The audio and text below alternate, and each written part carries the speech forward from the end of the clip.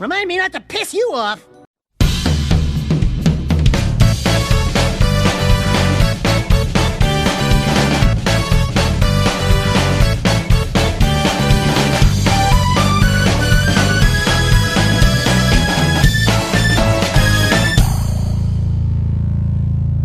Guys, and welcome to my retrospective on Sonic Generations. This game was released almost 8 years ago and was hyped up for Sonic fans everywhere. It was released to celebrate Sonic's 20th anniversary. It's available on Xbox 360, PS3, and PC. For this review, I'm going to be looking at the PS3 version. Who plays Sonic games on PS3? Shut up, it was the only version that I had. Anyway, here's the question. Is this game any good, and is it something I can recommend to you? Let's find out. Sonic Generations is a high-speed 3D platforming game released in 2011. It combines both 2D and 3D platforming. This was made to make you feel nostalgic. Now it's time to get to the plot itself. But first, spoiler warning. If you haven't played this game yourself, I recommend you skip to this part of the video, because I hate to be the guy who ruins the experience for you. Let's get into the plot. So Sonic is running through Green Hill Zone, then he hears an earthquake and sets it off for some reason. But then out of nowhere, this third creature called the Time Eater comes and does, well, I don't know. Not going into the modern era, my friends are playing his surprise party. Wait, aren't there any candles to indicate how old he is? Well, are you telling me that even Sonic's friends don't know how old he is? Anyway, before anyone gets a chance to get drunk, the same creature who bumps into classic Sonic devours all of Sonic's friends and then leaves Sonic in a lifeless void. He runs through Green Hill Zone and then rescues Tails from the Time Eater. He tells Sonic that he should run through the other zones and bring back the color, which may also bring back their friends. After doing so, Modern and Classic Sonic meet face to face, with Eggman appearing shortly after. Then Classic Sonic takes down Eggman, who is piloting the Death Egg robot up too. Cause proves what is happening, that Sonic restore the rest of the world. Along the way, they meet certain enemies or allies from their past, like Modern Sonic meets up with Eggman, this time piloting the Egg Dragoon from Sonic Unleashed. After doing so, the Time Eater swoops in and captures Eggman again. It isn't until now we realize that the Time Eater was being controlled by a modern Eggman and his classic counterpart. The Sonics turn super, defeat the Eggman, and continue the birthday party and send classic Sonic back to his timeline. Honestly, the story isn't well written and it kind of felt rushed, but I really liked it though. It's lighthearted, it's silly, but it takes itself serious when it needs to be. Oh, there was even a part that made me laugh. This is an example of a Sonic story done right. Anyway, let's get into the gameplay itself. You either control as classic or modern Sonic from beginning to end. Let's start with classic Sonic. He controls exactly like he did in Sonic 1, 2, and 3. He can run fast, spin dash, but he has a lot more floatier jumps. The spin dash is way more powerful here than it was in the old days. If you're playing the PS3 version, you can press the square button multiple times to do a faster spin dash. Classic Sonic's power-ups consist of invincibility, shields, ring capsules, and for some reason a skateboard. The Mental Shield make a return here. I don't have any complaints here, but I just thought for the Classic Sonics, you should have the option to play with the D-pad. I just think that would make the Classic Sonic stages more classic. So in other words, Classic Sonic is a dream to play with, and it really brings nostalgia home for me. Anyway, let's get into modern Sonic's gameplay. He controls exactly like he did in Unleashing Colors. His stages are mostly 3D and partially 2D. He has all the moves introduced in Unleash, including the boost, power slide, stomping, and sliding. His trademark homing attack also make an appearance too. Like classic Sonic stages, there are multiple pathways that leads to beating the stage quicker. Take Chemical Plant Act 2 for an example. There are roads in the background. You think they're just there to add to the background, but there are actually other means to beating the stage quicker. Honestly, I have no complaints for modern Sonic. His stages are a ton of fun, and to be honest, I prefer his stages over classic Sonic stages. Not that I'm saying classic Sonic stages are bad, it's just that modern Sonic stages have more action-packed. Anyway, let's talk about the levels themselves.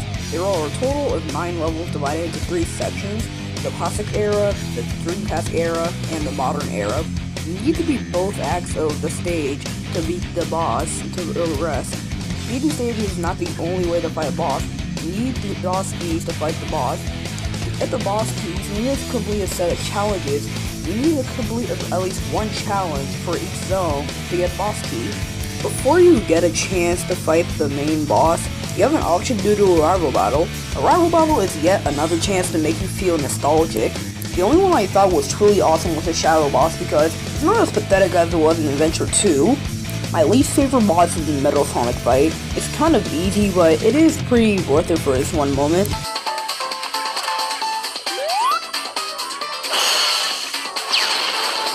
And I can't believe I'm actually about to say this, but I wouldn't mind if we were back in Soliana for the silver fight. Just make it like exactly like this one. Anyway, once you unlock all boss keys, you'll fight the main boss, which is, again, another way to make you nostalgic. The first main boss is the Theft Jak robot. This one was kind of on the mess side, but I still enjoyed it overall though. My favorite boss is the Perfect Chaos boss. Not only that the graphics have updated since Adventure 1, but it also shows that how much Sonic has grown since the Dreamcast days, that he doesn't even need the Chaos Emeralds to win anymore. The Edge Dragoon fight was not on the meta side too, but it's still a good boss too. Once you collect all the Chaos Emeralds, you fight the Time Eater. This one, in my opinion, is... Sorry, I got interrupted there. As I was saying, in my opinion... Anyway, if I can finish... Can you stop yelling at me every 5 seconds? Shut up! This fight, in my opinion, is one of the worst Supersonic fights in the entire series. Like seriously, that fight cannot go at least 10 seconds without one of Sonic's friends going, "Oh, that looks like a homing shot! Watch out, Sonic!" Anyway, as far as graphics go, they look pretty great. From the characters' facial expressions to the background images like the death egg from Sky Sanctuary, they look pretty great. Even the white space, which I know there's just nothing there, but still, it looks pretty beautiful though. The music is awesome, but completely unoriginal. Like really, every song in this game is just a redo song from an older game or just a remix of it. But my biggest complaint with the game is how short it is. Like no joke, you can beat the game in almost 2 hours. It would take longer to beat Sonic Adventure 1. I'll summarize. The story is okay, I love the graphics, I love the gameplay, and the soundtrack isn't exactly original, but it's still pleasant to listen to. For my closing thoughts. Now, Sonic Generations is tons of fun, and sure it's not exactly original, and it's just really short, but goddamn if you don't love it. Anyway, I highly recommend, it's a really great game, and I highly recommend you pick it up. Anyway, I want to know your opinion in the comments section below. Anyway, thank you guys for watching, and for the next video, we're going to be looking at a Dragon Ball Z game. So I hope you guys will be looking forward to it. Anyway, thank you guys for watching, and I'll see you all next time. Peace. Hey guys, I want to make a quick shout out to Honest Bigums. He's helping me trying to improve my retrospective videos in the future, so yeah, we chatted on Discord, so go subscribe to him. He's a really cool guy. He's actually the reason why I started the Retrospective series. So anyway, I was, for my next retrospective, I was thinking that I should do, Dragon Ball Rage and Blast for the, PS3 and Xbox 360. So anyway, let's fire up our PS3s and play some Rage and Blast. 7 hours later.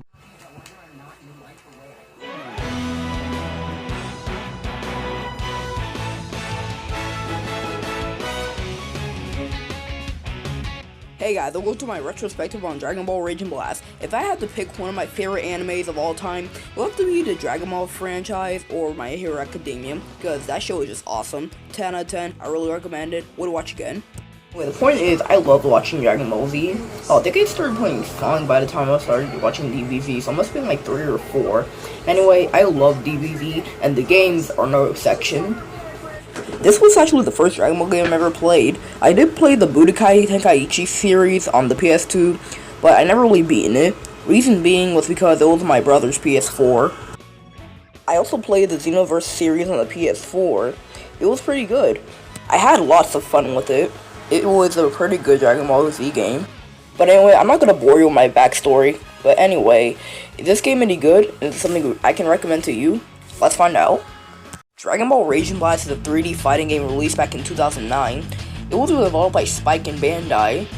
Usually I would start off with the story, but I can't really explain it in this case. Reason being is because it's the same story retold in the anime. The only Dragon Ball game that I can think of that actually has an original story is, well, Dragon Ball FighterZ. The story goes from the Sane saga, all the way to the Buu saga, to the Broly saga. The game does offer some cool what-if stories, like what if Gogeta and Vegito fought, or if Kid Trunks and Future Trunks actually met. And yes, I know that happened in Super once, but this was in 4 Super, so that doesn't count. These are things that fans have been asking for a very long time, and it's cool to see them become a reality. Well, on the show, but it's cool to see them become a reality in this game. But sadly, future games never did that again. In terms of storytelling, the game does a pretty good job here. But the one thing that's always bothered me to this day is that the game doesn't bother to show one of the most memorable moments in Dragon Ball history.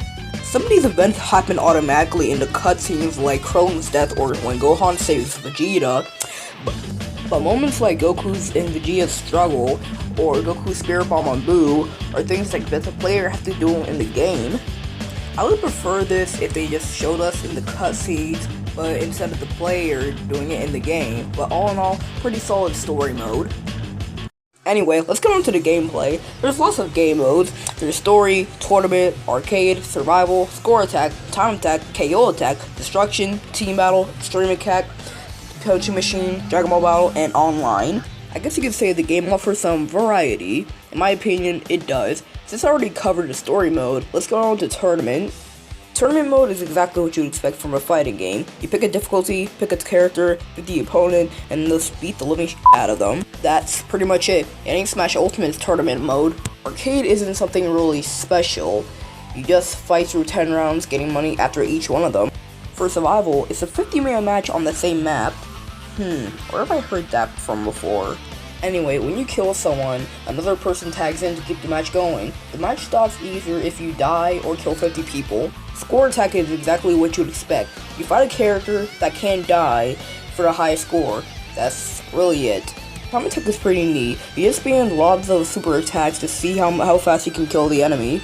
KO attack is just a mode to feel OP. Here you have unlimited ki, so your opponents basically become Destruction is kind of like score, but instead of getting points to destroy your enemy, you get points to destroying your stage. Team Battle gives you a list of people to battle with. Team Battle has different opponents and conditions on what your team can be.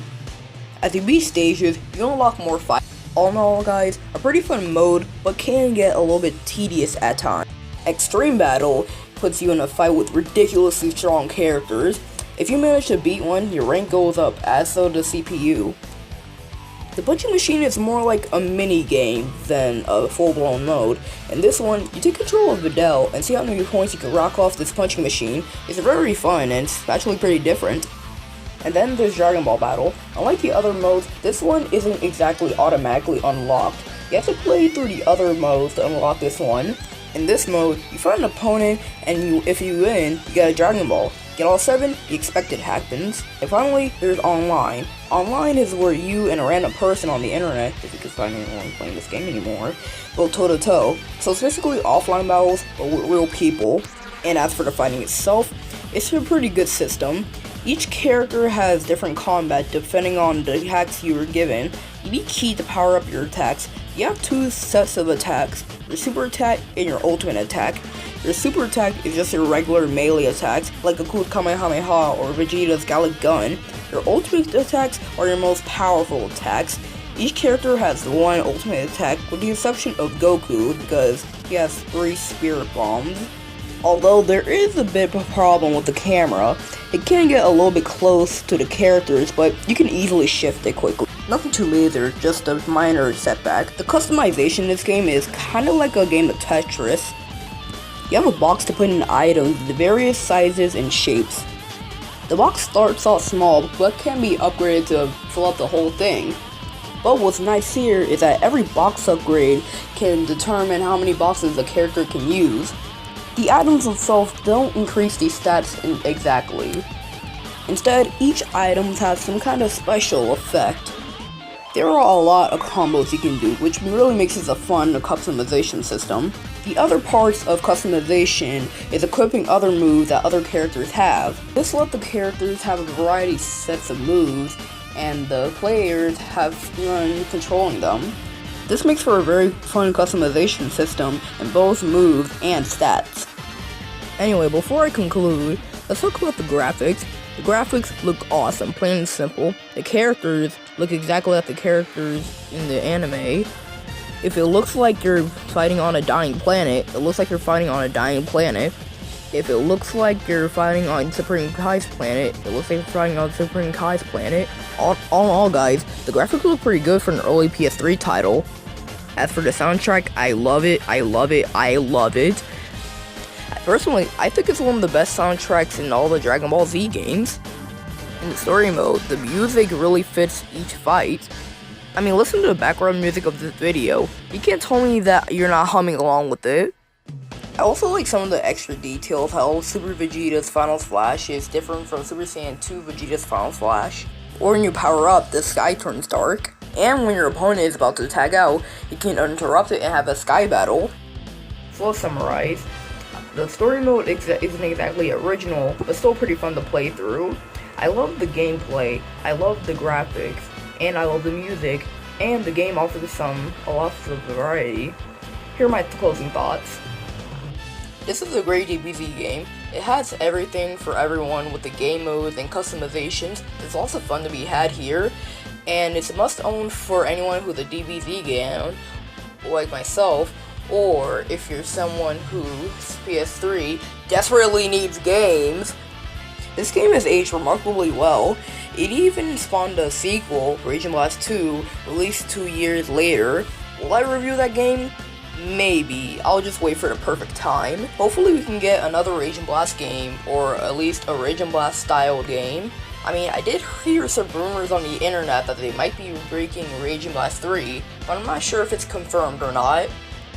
Dragon Ball Raging Blast is a pretty fun game.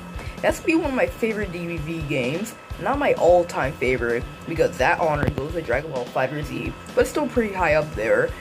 If you're a Dragon Ball Z fan, or you're just curious, I highly recommend you check this game out. So let me know in the comments below, does Raging Blast 3 look like a good game to you? Is this something you can recommend to a friend? Please let me know. For the next review, we're going to be looking at something more recent. For next time, we're going to be looking at Super Mario Odyssey for the Nintendo Switch, so I hope you guys look forward to that. Anyway, thank you guys for watching. I'll see y'all next time. Peace.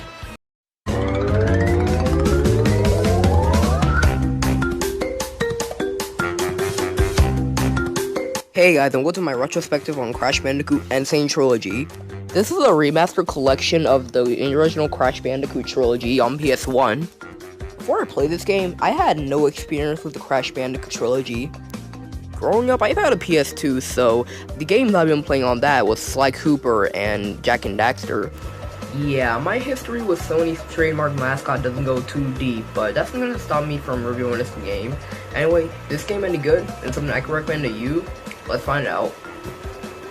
This game was released back in 2017 on the PS4, with the Nintendo Switch and Xbox One versions coming out later. First, I'm going to sit down with some ground rules. When a game is a remastering of another game from the past, I think it's just good to check out the differences than just doing a full-fledged review of it.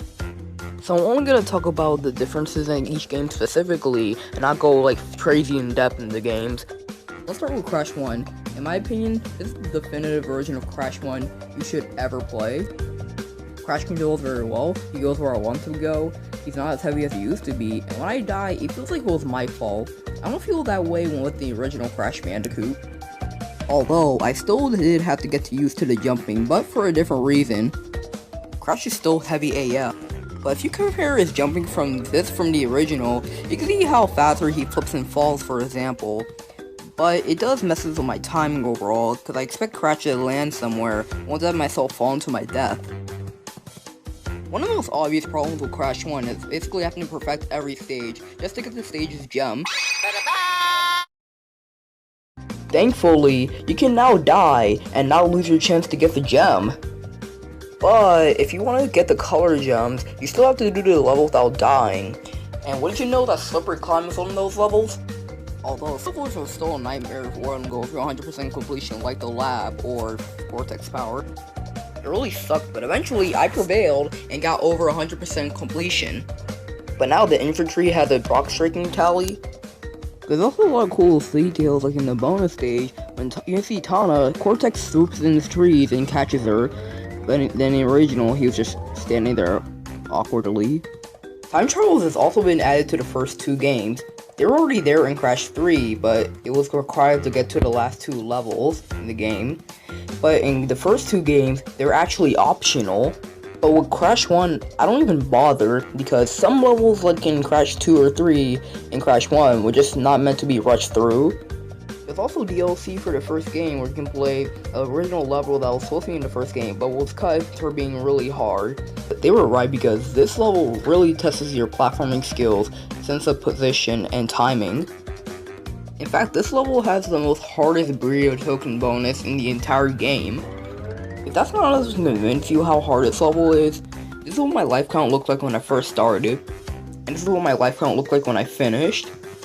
Yeah, this level killed me 63 goddamn times. The only saving grace to this? The music. It's pretty good, along with the rest of the soundtrack of this game.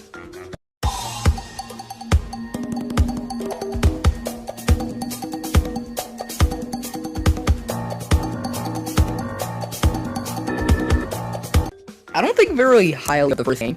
I might even go as far as saying I don't really like it. It hasn't aged well in my opinion as much as Crash 2 or 3, but in this edition, it fixed the problem. I mean, the fact that you can save anywhere is a major improvement over the original. In fact, as far as controls go, Crash controls are a dream, and any problem I have with them in the original, it's fixed here. But this version exists. I don't see any reason to go back to the PlayStation version unless you're feeling nostalgic, or unless you want to compare the two like I did. If I had to recommend any version of the game to you, it would be this one. In my opinion, everything is better here. I also like if you miscalculate a jump, you can go back and make that jump again to calculate it again. I also love if you 100% one of the 3 games, you can see Fake Crash in any stage. Cortex Strikes Back on PS4 is also a good game too. I mean, not that I hate the original, it's just that something about this one makes me like it a lot more better. Although there's been a lot more personality added into this game, like more cutscenes and new death animations. I also like the extra details like the weather changing with each stage with the same theme, and the lights reflecting off the crystals once you grab them. I also like some of the different variety in some stages, like in Hanging, you get to ride a jetboard, or in Pack Attack, you get to ride a jetpack. It's a you'll never convince me that this control scheme was good.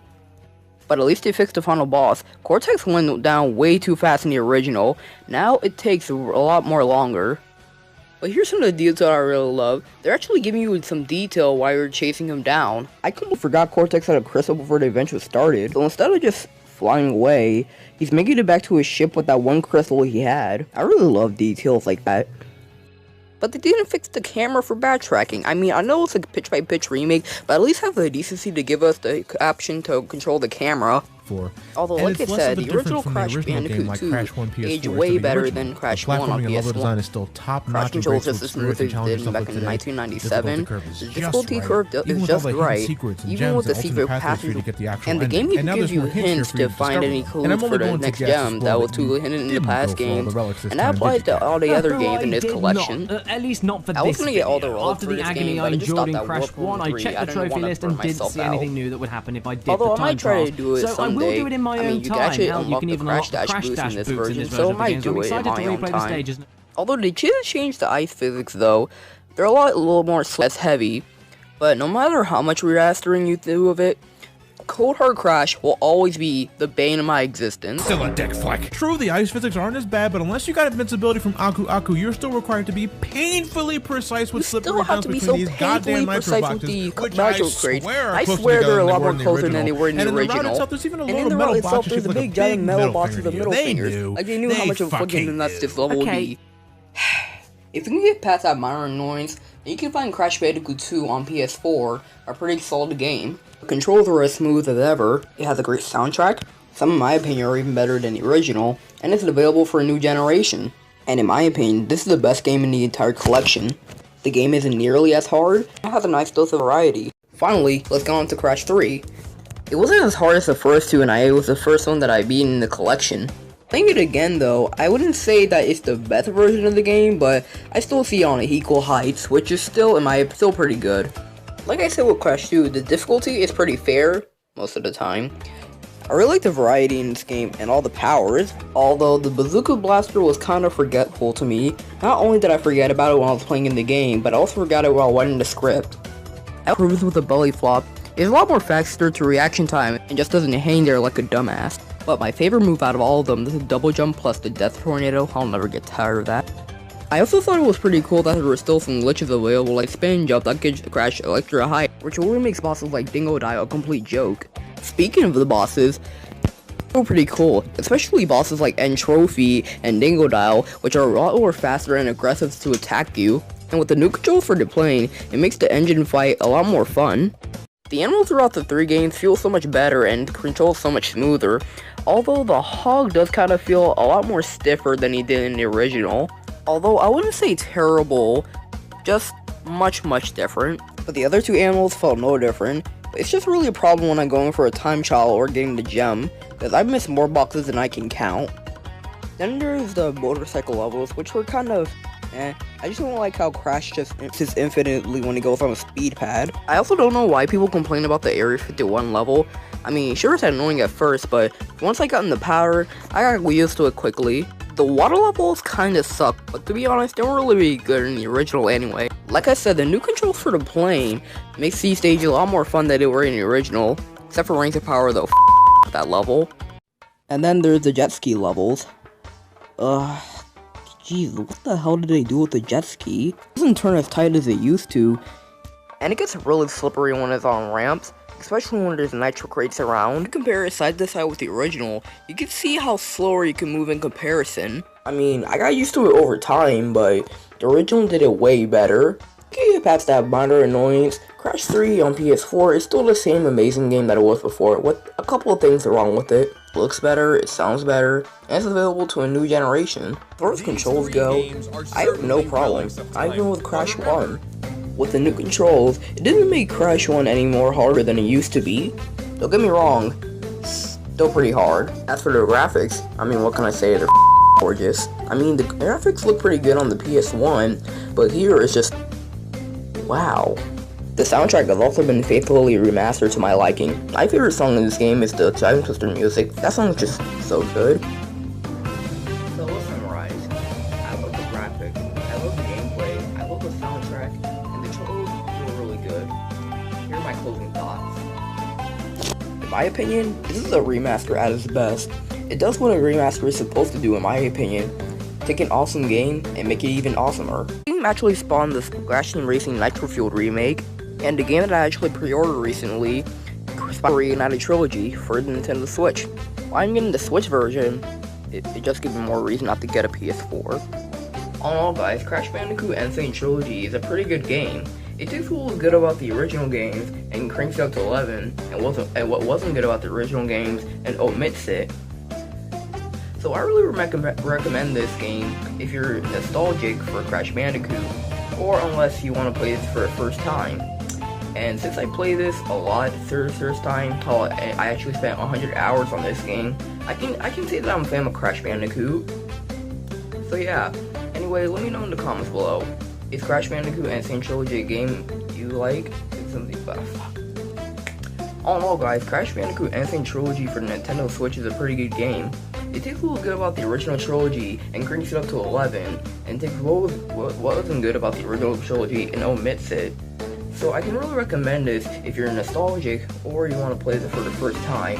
And since I played this for the first time, well, you can actually, if you're friends with me on Nintendo Switch, you can see that I played the game for almost 100 hours.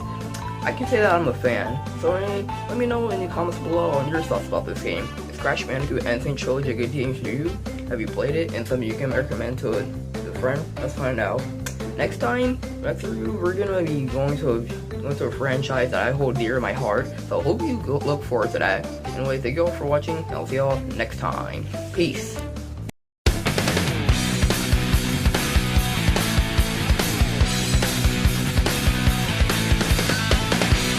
Hey guys, welcome to my retrospective on Sonic Adventure. Sonic Adventure is a game developed by Sonic Team and was released back in 1998. It was developed because characters like Mario and Zelda were making their jumps to 3D, and either on Sonic to do the same thing.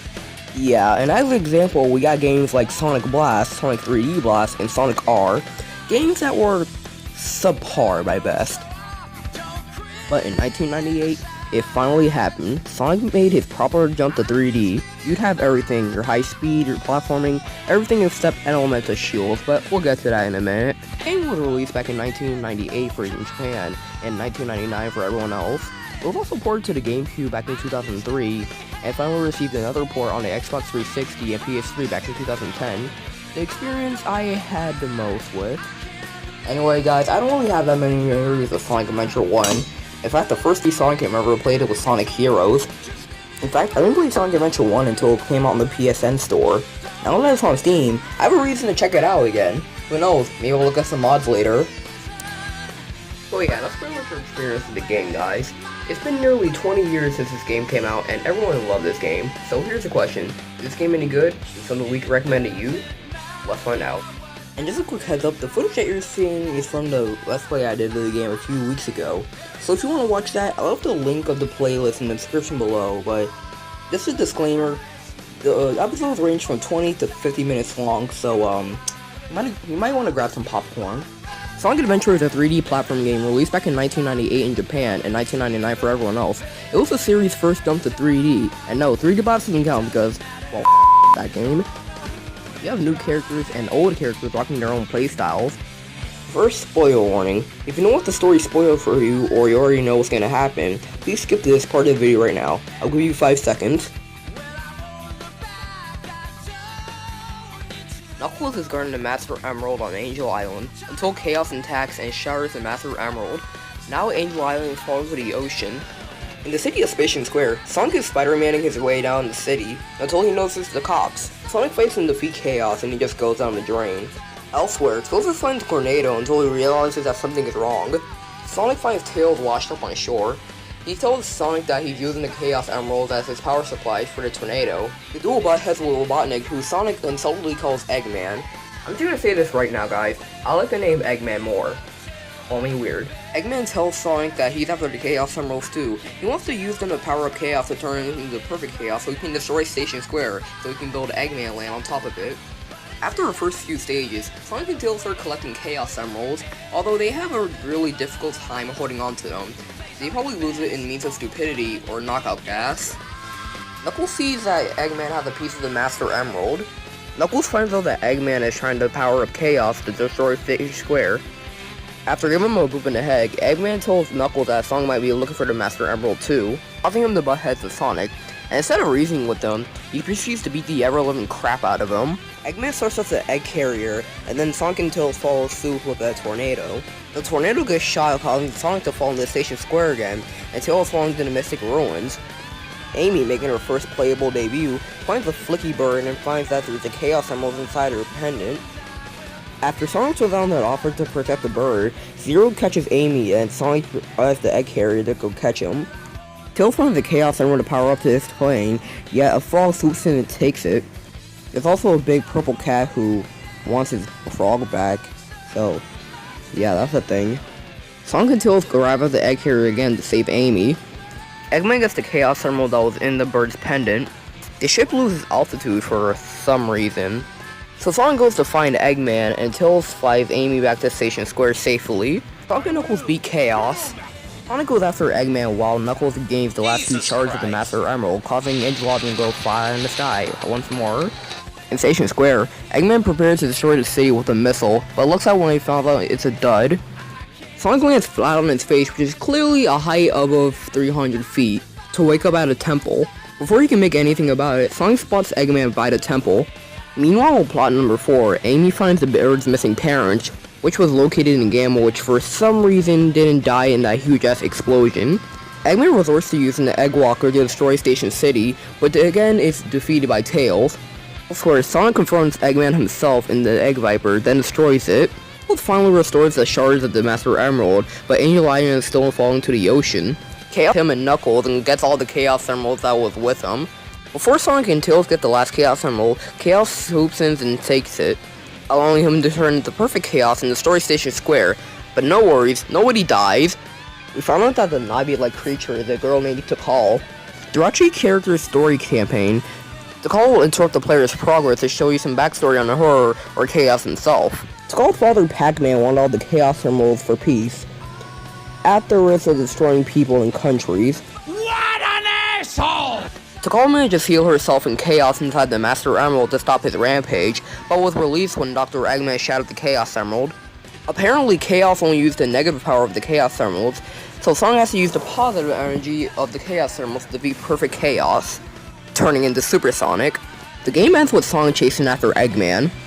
At first, guys, I thought the story was okay. Not great, but not amazing either. Now, I can say it's okay. Yeah, the story leaves a lot to be desired, but in terms of each character's individual story, it's okay. Sonic can be summed up as trying to stop Eggman, Tails can be summed up as being less dependent of Sonic, Knuckles just wants to restore the Master Emerald, and Amy learns to stick up for herself. Yeah, my only other problem with the story is how insignificant the other characters can be. You probably noticed that I failed to mention about Gamma and Big the Cat's story. Well, they're unimportant to the plot. It's about him betraying Eggman. He seemingly dies at the end, releasing the bird inside him. That's good for the bird, but what does that have to do with Chaos? And for Big, nothing happens in the story. It's just about him getting his frog back. And another problem I have with the story, why does the call bother showing Big and Gamma to any of this? It's not like they matter to the story. Now with the story out of the way, let's cover the gameplay. You assume control as Sonic, Tails, Knuckles, Amy, Gamma, and Big. Sonic's gameplay is kind of like his Genesis counterpart, but in 3D. He can do anything that he can do from the Genesis games. He can jump, spin dash, and jump on enemies, and even has a few new moves. The first one's the homing attack. It lets you destroy enemies while keeping the speed going. Jumping on enemies still work, but personally I prefer using the homing attack. And then there's the Lightspeed dash, which allows Sonic to travel through a trail of range very fastly. All in all, guys, you're gonna have a lot of fun with Sonic. He travels through 10 of the 11 stages, and they're a lot of fun. Now let's go on to Tails' gameplay. Tails controls exactly like he did in the Genesis days, except the only thing he can't do is spin dash, which kinda sucks, but you know what? I'll let it slide. Instead, he gets a tailspin, which he'll get an upgrade for later in the game, called the Ribbon Badge, which lets him do continuous tailspins. And once he reaches top speed, he just does this roll attack. Tails' levels are similar to Sonic's, but instead of going one pathway, he raced Sonic to the finish. Tails travels through 5 of the 11 stages, and his levels are a lot of fun. Just like Sonic's levels, there are different shortcuts you can take to pass either Sonic or Eggman. All in all, guys, I had a lot of fun with Tails. I just wish that his levels weren't so short. Knuckles' gameplay here is actually pretty good. It's constructed in more of a sandbox fashion than the platforming, so it encourages more exploration than platforming. You need to collect shards in the Master Emeralds. To collect them, you need to pay attention to your radar right there. If the radar goes red, that means you're closer to the Emerald Shard. Knuckles also uses hand-to-hand combat, which to me, I don't really find as graceful as jumping on enemies or using a glide.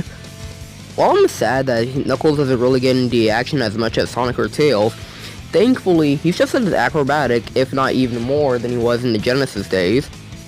All in all, guys, Knuckles brought to the 3D world almost perfectly, although it's kinda sad to say that the idea wasn't really improved upon in Adventure 2, but we'll get into that later. Amy's playstyle leaves a lot to be desired. Speed? Well, guess what? Unless you're running upstairs, you ain't getting none of that. Her levels are basically like a horror movie. Amy's stages are also traditional. You have to find the balloon in each stage to get away from zero. Her stages could be fun if she was just a little bit more faster. In fact, the only way you can get to your destination faster if you use her hammer at top speed. She gets 2 upgrades for it. One makes her spin around a bit, and the other makes her hammer longer. Her upgrades aren't really that helpful, but to be honest, I do get a small kick out of the minigame she gets to get her upgrades. You can beat Amy's story in about an hour tops. She doesn't really have that many stages. I mean, she has more cutscenes if anything. All in all, guys, Amy's playstyle could have been good. Gamma's playstyle isn't really grand either. It's just shooting. Gamma's only one of the few characters that actually have a time limit in their stages, which is not really as bad as you think because you get a time bonus every time you kill an enemy. I mean, he's faster than Amy, but still not as fast as Sonic or Tails. I mean, I'll give it to them. It does control a lot better here than it does in Sane Adventure 2, but Gamel's playstyle could have been better. Now, it's time for, you guessed it, Big the Cat. So like I said, Big's story involves him searching for his frog. Big is a fisherman, that's all he knows. So you're gonna have to cast your lure in the water and pray to God that the frog takes it.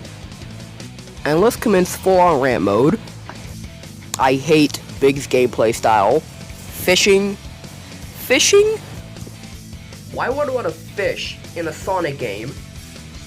You can manipulate your lure by stringing it around with the analog stick, but you can cast the attention of Froggy. Big's playstyle, even though laughably easy, is annoying. But for some reason he was in Team Sonic Racing. No, I don't want you. No, stop it. No. Yes, come on. Get the bait. Come on. Froggy. Where'd he go? Yeah, considering the amount of effort that was put into Big's playstyle, I think it's safe to assume that he was never supposed to be a playable character in this game. And now it's time to tackle the main collectible of the game, emblems. Emblems are awarded to you once you beat a stage, but in the DX port, here's some missions you can do. If you get all emblems in the Dreamcast port, you get absolutely nothing, but in a DX port, you get a Metal Sonic skin. Personally, I haven't done it because, well, fuck that. Personally, unless you want bragging rights, I don't think getting all the emblems isn't worth your time. Anyway, let's talk about the aesthetics. Personally, I think they're pretty good by Dreamcast standards. The characters look pretty good, they're detailed pretty nicely, and I even like the new details, like different eye colors. I mean, I like how Sonic looked in the Genesis days, but I also like how he looks now, but that's just graphics. As far as in-game movements go, they're horrible. Everyone moves like they have something jammed up their asses, and the lip-sync doesn't match the English dialogue. I wish I could blame the Dreamcast hardware, but look at games like the original Crash Bandicoot Trilogy on the PS1. Not only does the lip-syncing matches the English dialogue, but the characters move normally. Here it's just the same repeated hand and lip motions, and some of the faces these characters make are just outright hilarious, and I'm looking at you, Sonic.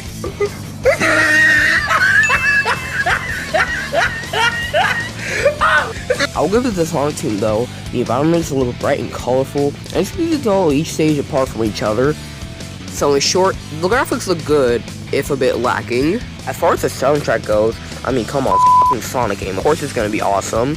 Personally guys, I think this and Adventure 2 has the best soundtrack series. I love every song in this game. Yes, even Big the Cat's theme song. My favorite song in this game would have to be Open Your Heart by Crush 40. It's such a good song. Although the voice acting could have been done a lot better. Not that I'm saying that is bad, but these voice actors kind of sound a little bit weird. And I don't know if it's just me, but Knuckles' voice actor kind of sounds a little bit bored at times. Ah, Eggman. What? I'm back in front of the altar. This is beginning to blow my mind. And the sound mixing isn't the stuff of Queens either.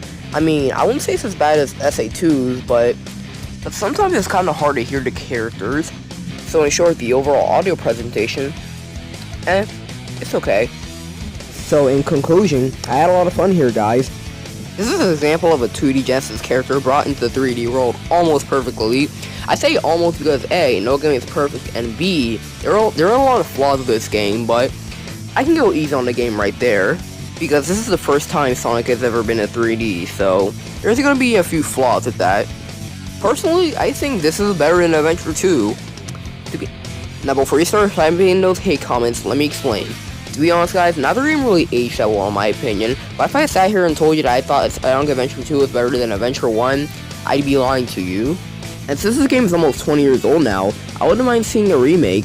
I mean, Crash and Spyro got their own, so I think it's time for someone to get his. As far as controls go, I gotta be honest guys, I have no complaints. Not even for Amy. All the characters feel like they have some sort of weight to them, and when I die, it feels like it was my fault. That's a pretty good feeling. If you go uphill, you'll go faster and faster. If you go downhill, you'll start to lose speed. That's how it should be. All in all guys, I had a lot of fun with Sonic Adventure. And seeing how this game hasn't really aged well in some parts, I can still look past its flaws and see Sonic Adventure as a solid 3D platforming game. So in conclusion, I recommend you pick this game up and see what it's all about. So with that being said, I want to know what you would think about this game. Is Sonic Adventure a good game to you? What's the memories you have with this game? Leave that and more in the comments below. Next time we're gonna be taking a look at indie gaming. So for the next review, we're gonna be looking at Undertale. So since Sane is being in Smash now, I thought this would be the perfect time.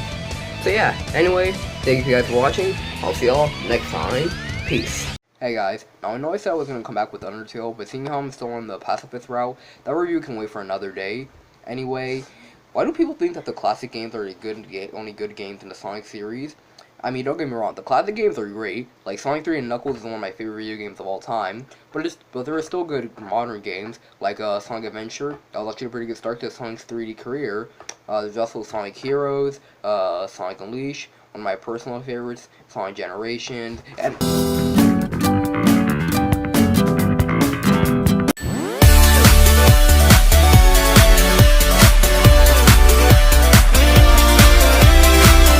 Hey guys, and welcome to my retrospective on Sonic Mania.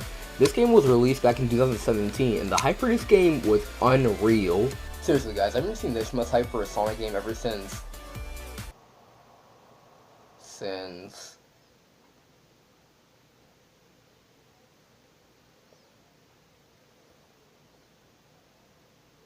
When I first saw the teaser trailer, I was actually pretty hyped. Two Sonic games were being released in the same year, while one was a love letter to classic Sonic fans, the other one was kind of a cash grab. Okay. I'll go further in depth about my thoughts on Forces in a later review. This game was released back in 2017 on PS4, Xbox One, Nintendo Switch, and Steam. For this review, I'll be reviewing the Nintendo Switch version. It was developed by Christian Whitehead, the man who was responsible for the remix of Sonic 1, 2, and CD for Android and iOS. Headcanon, who I did not know about until this game, after doing a little bit of research, this was the only game they developed for. And last but not least, Banjo-Kazooie Games, which I couldn't find any other games that they developed. So, is this game any good? It's something that I can recommend to you? Let's find out. This game was supposed to bring Sonic back to his 2D roots. Anyway, let's start off with the story. Sonic and Tails are going to Angel Island once they discover a forest. But then Eggman's new inventions, the Horrible Heavies, pick up a Phantom Ruby. Before the heroes can make anything out of it, the Horrible Heavies activate the Phantom Ruby, and now it's up to them to collect all the Chaos Emeralds to defeat Eggman. The story is pretty simplistic and by the numbers, and honestly, I'm okay with that. I mean, story isn't everything. How's the game play? I'm gonna say this right now, guys. Out of any Sonic game, I think this one has the best control. Sonic, Tails, and Knuckles control just as fluid as they did in 1994. You go through 12 zones with the difficulty ramping up as you progress. Some old and some new, and yeah, there's a lot more old here. Out of all the 12 stages, only 4 of them are original. As for the characters themselves, Sonic controls a lot like his Genesis counterpart. He can run fast, jump high, and the one thing that's different is that he has a new move called the Drop Dash, which makes him spin dash in midair. I really enjoy this move. It's really helpful during time attack mode, and if you just want to speedrun some of these levels. Tails is basically the same too. He can fly, which makes it easy to skip some of these levels. Knuckles, like Sonic 3 and Knuckles, can go through his own adventures, being the hard mode. Overall, the gameplay is pretty solid. As we're playing through these stages, you can find the giant rings from Sonic 3 and Knuckles and enter the special stages. These special stages are kind of like the UFO ones from Sonic CD, but it controls better. Here you chase the UFO to get the Chaos Emerald, you collect rings to increase your time, and you collect blue spheres to increase your speed. I also kind of like these special stages. I love how there's some sort of challenge in collecting the Chaos Emeralds. My only problem is that when you get hit by bombs or spikes, you don't have any invisibility frames, so it's really easy to get comboed by spikes. From Sonic 3 are the blue spear stages. These are the bonus stages where you have 50 rings or more to go through a checkpoint, and it's nice to see another bonus stage come back other than a half pipe from Sonic 2. Once you complete a bonus stage with all the spears, you get a silver medal. Completing it with both spears and rings will get you a gold medal. Getting them all will unlock something that I'll get to later. When you complete the second act of the stage, you get to fight a boss, and some of these actually caught me by surprise, like the one in Chemical Plant where you fight Robotnik in a Mean Beam battle, and Hydrocity Zone, instead of Eggman being the boss, you're the boss, now you can give him payback. My favorite boss would have to be the one that gets the Egg Ravine. I love how Robotnik and the Horrible and Heavies join forces, which makes it one of my favorite bosses in Sonic history.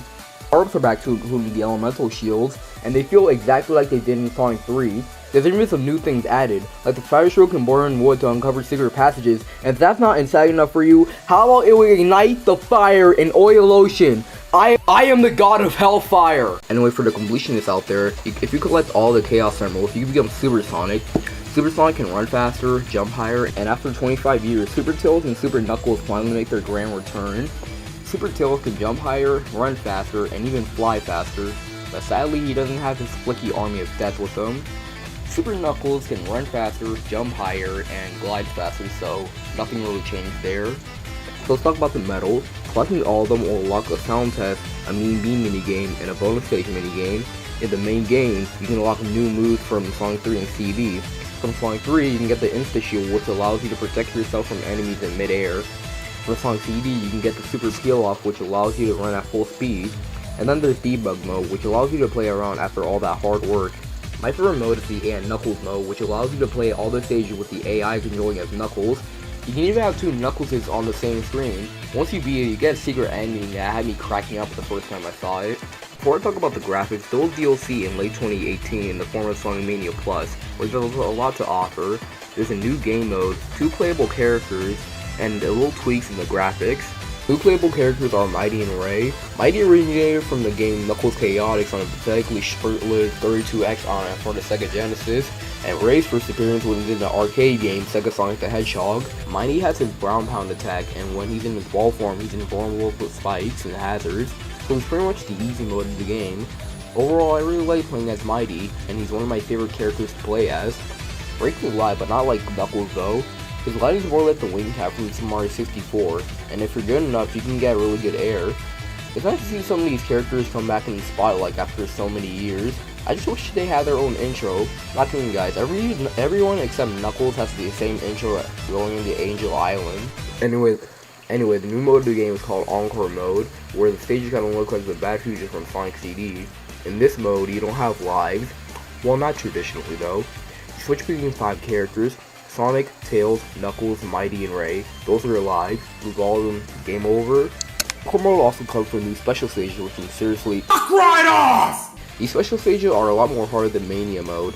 They were especially annoying because they weren't in the places that I'm used to, or I just couldn't find them. And when I did, I got my ass kicked, so I just didn't bother with the special stages. Anyway, there's now 4-player competition, and yeah, it's not much different from 2-player. I just wish there was online multiplayer because this game really could have benefited from it. For the graphical tweaks, there is actually a lot. Let's talk about Super Sonic. Now every frame of animation contains Super Sonic's look. In earlier games, if it wasn't his running animation or his idle animation, Super Sonic would revert back to his normal state, but he would still be flashing red. Now, every sprite is the same. All the stages show how the character got to the next zone. Before the update, only a couple stages did that. There's nothing to expect for the bosses except for Metal Sonic. To beat Silver Sonic, you gotta spin dash into him so he can bounce off Metal Sonic. Now when you destroy the Silver Sonic, it releases projectiles to hit Metal Sonic. As for the graphics, I mean, come on, this has to be the best looking 2D Sonic games out there. I mean, the Genesis game looks pretty great, specifically the third one, but this just looks really good. The sprites look great, the level design is colorful, everything just looks great. You know what else is great? The soundtrack. I mean, do I really have to talk about the soundtrack? It's one of my favorite classic Sonic soundtracks, right next to the Japanese soundtrack of Sonic CD. I love every song in this game. Press Guarding Act 1 is a great tune, I just listen to the Studiopolis theme all the time. My favorite song in this game would have to be the final boss with the Egg Ravine. The composer, T. Lowe, did a great job on the soundtrack. He's also the same guy who composed Some Call Me Johnny's theme song. This is one of my favorite Sonic games of all time. While I don't have nostalgia goggles for classic Sonic as other fans do, this is definitely the best Sonic game of the decade. This game is kind of like the Sane Trilogy. This gives a near-perfect Sonic game. Like, Christian Whitehead did a really fantastic job. Make sure Sega hired this man. I'm going to leave the link in the description below. You have 3 choices. The Legend of Zelda, A Link to the Past, Banjo-Kazooie, and Metal Gear Solid. The game that gets the most votes will be the one that we'll be reviewing. Votes in the comments do not count. I just feel like I need to verify that. You take the poll. If one doesn't win, doesn't mean I won't be reviewing it. I'll just be saving it for another time. Voting ends on February 8th. Anyway guys, thank you guys for watching, and I'll see y'all next time. Peace! Alright, if I beat the game 100%, what do I get? A postcard? Ugh!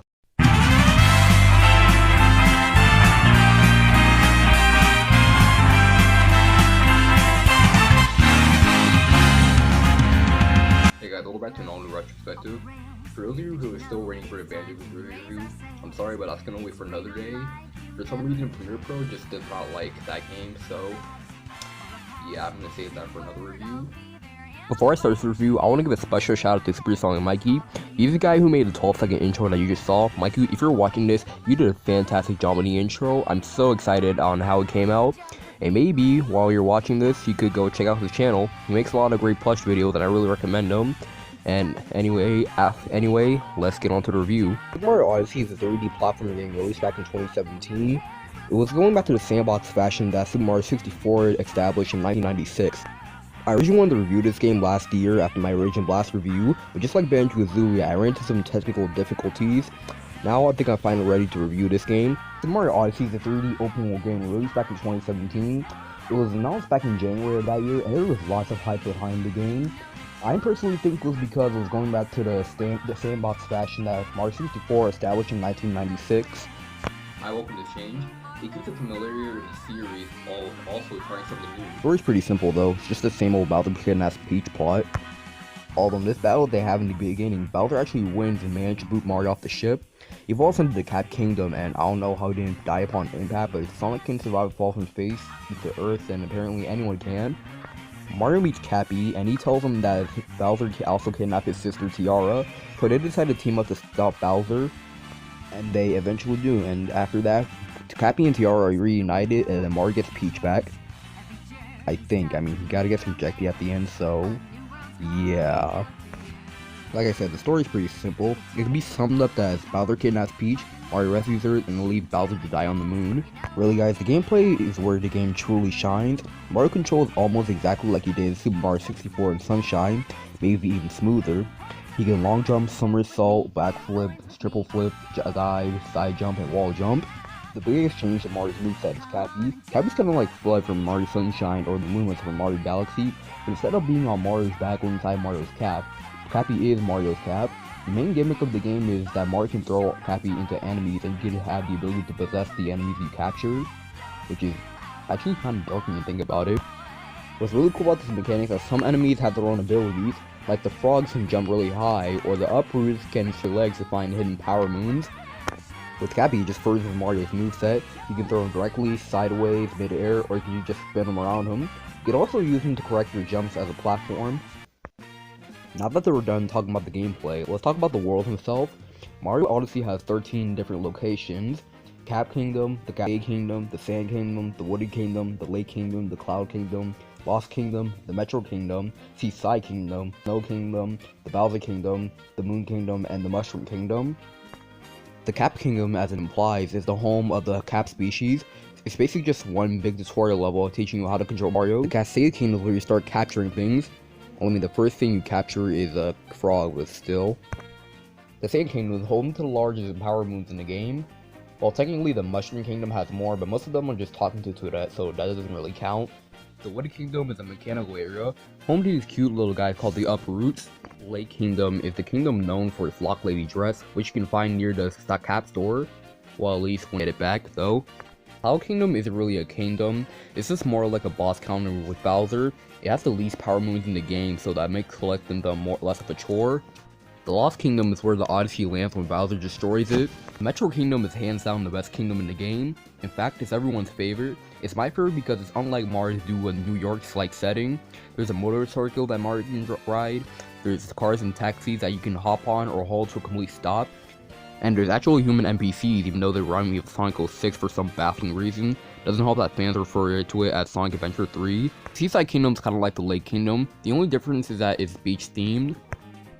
The Snow Kingdom is basically a regular ice level. The Lunchtime Kingdom is a food-based world, and I actually forgot to write that in the script, and I didn't notice until now. The Bowser Kingdom is my second favorite level in the game. Instead of your standard lava world, you have a whole new world inspired by Japanese culture. The Moon Kingdom is the final level in the game. I just love the level design in this game. It's just so much more creative than the games in the past. Also a multiplayer mode where one player plays as Mario and the other controls Cappy. Honestly, I wasn't really that much of a fan. I just prefer playing by myself. I just think it's not really that necessary to have this kind of feature in a 3D Mario game. The main collectible in this game are Power Moons. You need to collect a certain amount of Power Moons so you can progress throughout the game. Power Moons are handled kind of like the Power Stars from Mario 64. They're your end goal objective. The game is mostly open world, but there are some linear parts when it comes to They're a complete joke.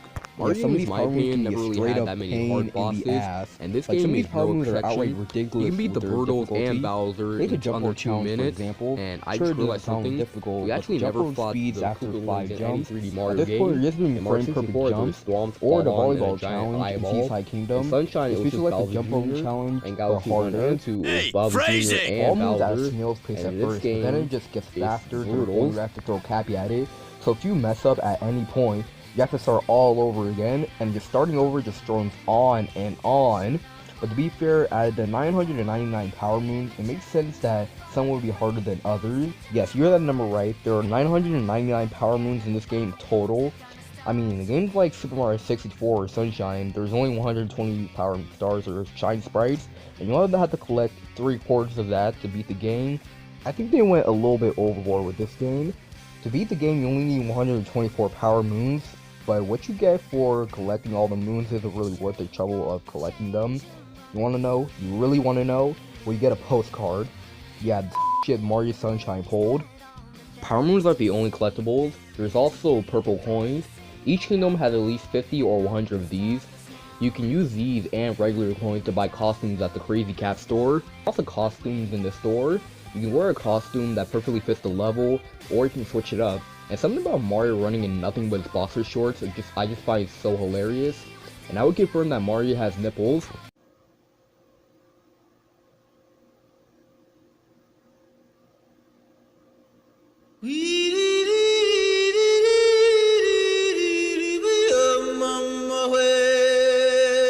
Anyway, once you get 500 Power Moons, you unlock the hardest level in the game, Darker Side. This level will test you, but I wouldn't say it's as punishing as Champion's Row from Mario 3D World or the Purple Run from Mario Galaxy 2, but it still comes pretty close. The reason why I don't think it's as hard at those levels is because the game is nice to you. If you decide to beat UFO, you get a Life of Heart, or if you decide to talk to a Sphinx, you get a Life of Heart. Even at the part with Bowser, you start with a Life of Heart. No matter where you are, you're at 6 hit points. Darker Side could have been called Lighter Side, even though it can't kick my ass. And you can also choose this section with Glide On with shaking the Pro Controller, and I don't blame you if you do it. Now we're getting to the end of the review. Let's talk about the graphics. The graphics are gorgeous, especially not being as powerful as the PS4 and Xbox One. This game can show that you can do a lot with a little. This may be an unpopular opinion, but this game has the best soundtrack in all of the 3D games. Every song in this game just fits. My favorite song in the game would have to be Honey Ridge Loon's Escape. So in conclusion, I love this game. Sure, there's some quirky aspects about the game, but the gameplay does not disappoint. Mario is just as acrobatic as he was in Mario 64, if not even more. And I love the callbacks from the games like 64 or Sunshine. And if I'm being completely honest, this is my favorite 3D Mario game of all time. For the next Mario 3D game topic, I highly doubt it, but time will tell. Well guys, in my opinion, Mario Odyssey is near perfection. This is something that a Mario fan new and old can appreciate. I really recommend you pick this game up, it's really great.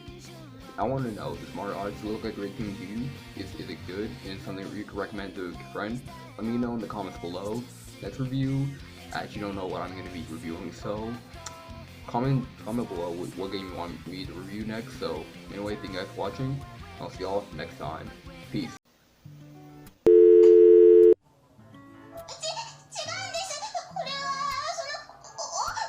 Wow. What? Huh? What the? Huh? Oh. Hello? Who is this? Hey, are you a Cut the Song fan? Yeah. What about it? Well, since I haven't played it a while, I was going to review Sonic Unleashed, and I was wondering if you wanted to review it with me. Cool. I'm in. Great, we're reviewing Sonic Unleashed, so I guess we're reviewing it too. Wait, what?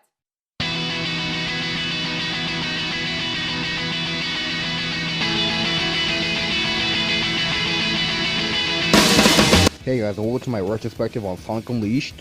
But before we start, I have a special guest I want to introduce, so please welcome Supersonic Mikey. Hey guys, Supersonic Mikey here, and thank you, Supersonic Master, for inviting me into this collaboration. Besides, Sonic Unleashed is one of my most favorite Sonic games of all time. So, to introduce myself, my name is Supersonic Mikey, but you guys can just call me Mikey, but yeah. If you're wondering, if you're able to check out my channel, I make good content. I make gaming videos. Specifically, I'm working on a playthrough of Sonic Colors. I also make Sonic the Hedgehog plush videos. Specifically, I'm working on a Sonic plush series called Sonic Hyperdrive. It's a real good series. And that's all I have to say. So without further Mountain Dew, let's get this retrospective started. It's nice to have you on the show, man. Anyway, is this game any good? It's something we can recommend to you. Let's find out. Unleashed is a 3D platformer game released back in 2008. Sonic Unleashed was developed to help Sonic recover from that from that accident a few years back. And people were actually getting hyped about it. Until Sonic Team showed the second half of the game, the Werehog. I mean, when I first saw the cover, I thought the Werehog looked really cool. I mean, keep in mind, I was really young back then, so now I just think it looks kinda dumb. Not to mention that, if Sonic Unleashed flopped as bad as Sonic 06, then Sega would have taken a break from Sonic or stopped producing games. Well, goddamn. But, glad that didn't happen. Anyway, why don't you explain your history with this game, Mikey? So, when I first got the game, I originally got it for the PlayStation 2/Wii version because, well, back in the time I didn't have an Xbox or PlayStation, so yeah. I completed it then, and then I felt it was incomplete, so when I first graduated 5th grade, I got a graduation gift, and my graduation gift was a Xbox 360. And I got 3 games, Sonic Unleashed, Sonic Generations, and Sonic 06. But we don't talk about that clobber of crap. So when I first played Unleashed, I was blown away. Like, why didn't I get that? But because there was a lot of differences. Like, they removed all of the levels from Missouri, and they removed Empire City in the Wii version. But basically it has more stages, and I prefer the HD version over the Wii version because it just looks better and plays better, so yeah. Wow, that's some pretty interesting history out there. Anyway, my history with this game is really as interesting as my colleagues over here. I went to my brother's room one time. I noticed that he had a game called Sonic Unleashed, so I played and beat it. I thought it looked really good, and then when I played at a friend's house, I loved it even more. I never really played the Wii version though. I was strictly on the PS3 during that generation of consoles. Anyway guys, let's go on to the story. But first, spoiler warning. If you haven't played this game yet, or if you plan to, please skip to this part of the video. I'll give you 5 seconds. Care to start off with a plot summary? With pleasure, my dude. The story begins in outer space with Dr. Eggman coming up with another plan to take over planet Earth. And Sonic is not gonna let that happen. So what does he do? He does what he does best, taking down the guy. When Sonic turns into Super Sonic, Eggman surprisingly shows some empathy and remorse for what he's done. This causes Sonic to drop his guard and Eggman to find an opening. That phrase was all over the internet back in 2008. Fun fact, the beta version of this cutscene originally had Sonic's skeleton visible. It was cut from the following game because it was too scary for kids, even though it's not that scary. Anyways, Eggman manages to rip the Chaos Emeralds out of Sonic and use the power to rip the whole world apart. You know what they say, there's no kill like overkill, and goddamn that is overkill. And I guess because he was exposed to Dark Gaia, Sonic turned into a furry. I mean the Werehog. Eggman launches Sonic out into space, miraculously not landing in the Earth's core. He finds this little guy who for some reason lost his memory. Sonic, feeling guilty, helps him get his memory back. The two buttheads then go with Tails, and he says he knows someone that can figure out what's happening. So they go to Spaghetti Town, I mean Spagonia, to find Rick from Rick and Morty. I mean Professor Pickle, yes. Yeah, that's his actual name. More on that later. Professor Pickle reveals that this is a continuing cycle. Dark Gaia is a being that wakes up every million years and breaks the planet up into pieces. When Eggman pulled off his little stunt, he prematurely woke up Dark Gaia. Fortunately for our heroes, Dark Gaia isn't at full power yet, so they have enough time to search for the ancient temples, restore the power of the Chaos Emeralds, and put the world back together. This is where the story kind of takes a backseat. Anything from now to the 6th temple is just minor things. Anyway, it's revealed that Chip is actually like Gaia, the polar opposite of Dark Gaia. He was tasked with the job of to put the planet back together when it's broken. Elsewhere, Eggman finally builds Eggman Land, something he's been wanting to do since 1999. Complete hell, and it turns out the last temple is under there. Eggman tells them that they're too late, and Dark Gaia has already awakened. After a ridiculously easy boss battle, Eggman, ooh, is that a Dreamcast? Eggman gets betrayed by the monster once again and strips Sonic of the Werehog in case nobody wanted him for future games anymore. Chip, finally giving himself some worth in the story, gathers all the temples and turns into the Gaia Colossus. But then while I was thinking about Transformers, the Gaia Colossus and Supersonic then defeat Dark Gaia, but unfortunately, Chip has to stay because he realizes that he's more a part of the planet than he is. Then takes Chip's memento, and so births the Bounce Bracelet 2.0. The game ends with Sonic and Tails running into the sunset. Compared to the last game's attempt at storytelling, this story is miles better. While I'm glad that this story isn't as dark as the last one, I just find it kinda odd how circumstances this dire aren't taken more seriously. Otherwise, I really enjoyed the story. I think it's what Sonic story should be like.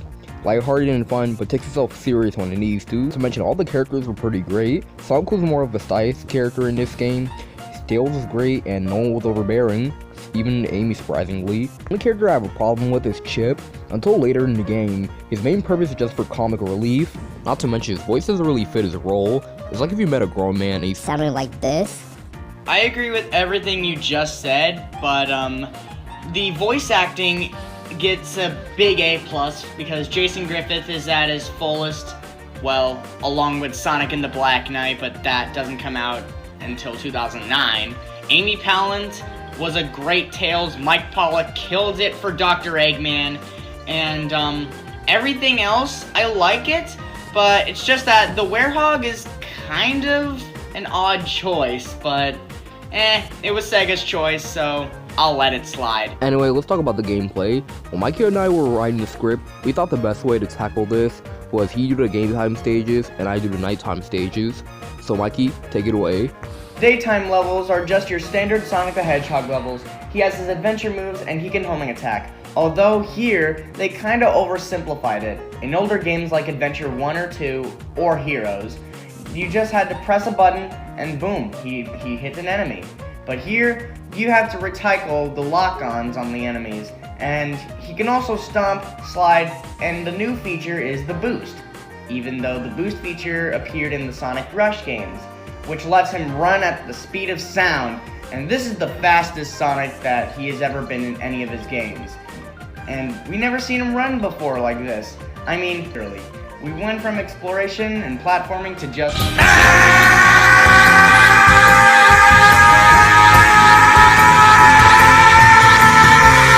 Although because of how fast he's going, the control can be a little bit finicky in some levels, like Chun-Nan's Dragon Road and especially Atabat's Jungle Joyride. When I'm drifting on water, Sonic either does two things. He either starts drifting like I expect him to, or he stops at a screeching halt, causing me to die. Even if you know what's coming up ahead, that won't prepare you for one of the hardest Sonic games to date. Ever had a game over in a Sonic game? Well, this might be your first. When the sun goes down, the Werehog rises up, where speed is completely thrown out the window and is replaced with a basic platformer with beat-em-up elements. For some reason, Sonic turns into Mrs. Incredible, so he can use those stretchy limbs to grab on poles, and most importantly, beat the shit out of enemies. The Werehog's main focus is combat, like Gaia creatures, to titans, to wizards, to a whole pack of robots! Even though I enjoy the Werehog combat, the enemies you face later in the game are just recolors of the enemies you faced earlier. Later in the game, you fight all the enemies that the game has to offer, the only difference being the amount you face instead of what you face. Some people say the Werehog can be repetitive. What are not 100% wrong? Yeah, I'm not gonna lie, the Werehog gameplay can be a little bit repetitive. It's basically just run, beat up enemies, solve puzzles, repeat.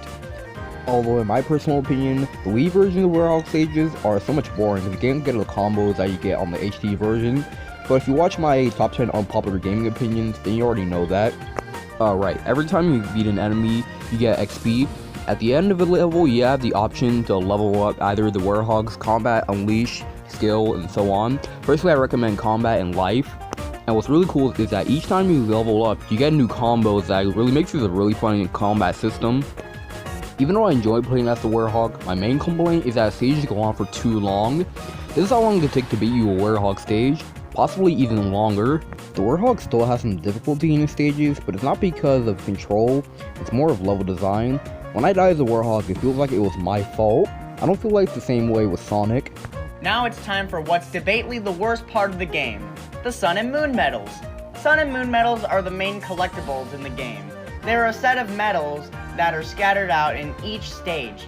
You need Moon medals to play through the Werehog stages, and you need Sun medals to play through the daytime Sonic stages.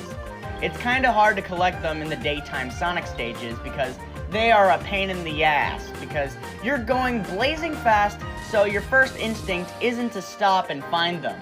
In the Werehog levels, they're easier to find because it's more slower paced. Personally, I never really had a problem with the Sun and Moon medals. In fact, I chose at the time to look for these, but this goes out for everyone who did. Maybe if they were treated like the Power Stars from Super Mario 64, your end goal objective, maybe people wouldn't be bitching so much. This game also has DLC, the Adventure Pack, if you don't feel like the daytime stages aren't really as hard as they were before. Because I really don't remember this game being as hard as I played it back in 2011. This game was kicking my ass when I replayed it last year, because you move so fast, you don't really have the reflexes to dodge what the game throws at you. And yet I mentioned Eggman Land, the final level of the game. I mean, it's fitting for something that's been in the works since 1998, but goddamn if I didn't lose my sanity when I replayed this. Anyway, before we end this review, let's talk about the graphics. Graphics, in my opinion, are phenomenal. Literally. It's so good. Like, it's so environmental, especially if you take a look at the stages. Like, if you're just exploring, then it's so freaking good. Oh my god. Yeah, I agree with you. The graphics are just so good.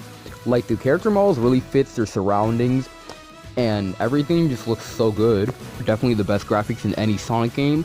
I mean, just look at the CGI graphics. It sort of looks like I'm watching a Pixar movie. And you can even see the reflections off of Sonic's shoes. You can tell that a lot of care went into this. Now, for the soundtrack. Yo, Joe! What the hell are you doing here, pansy? We're gonna break your legs, Joe. It's for your own good. Come on, guys! Get him!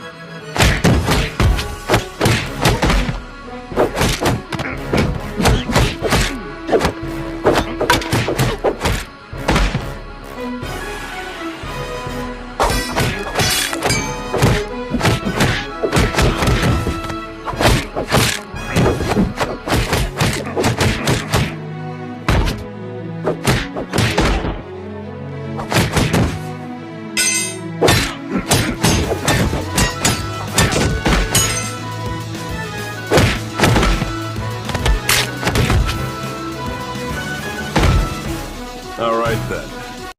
Now, do I even have to say anything about the soundtrack? Okay, I'll say something.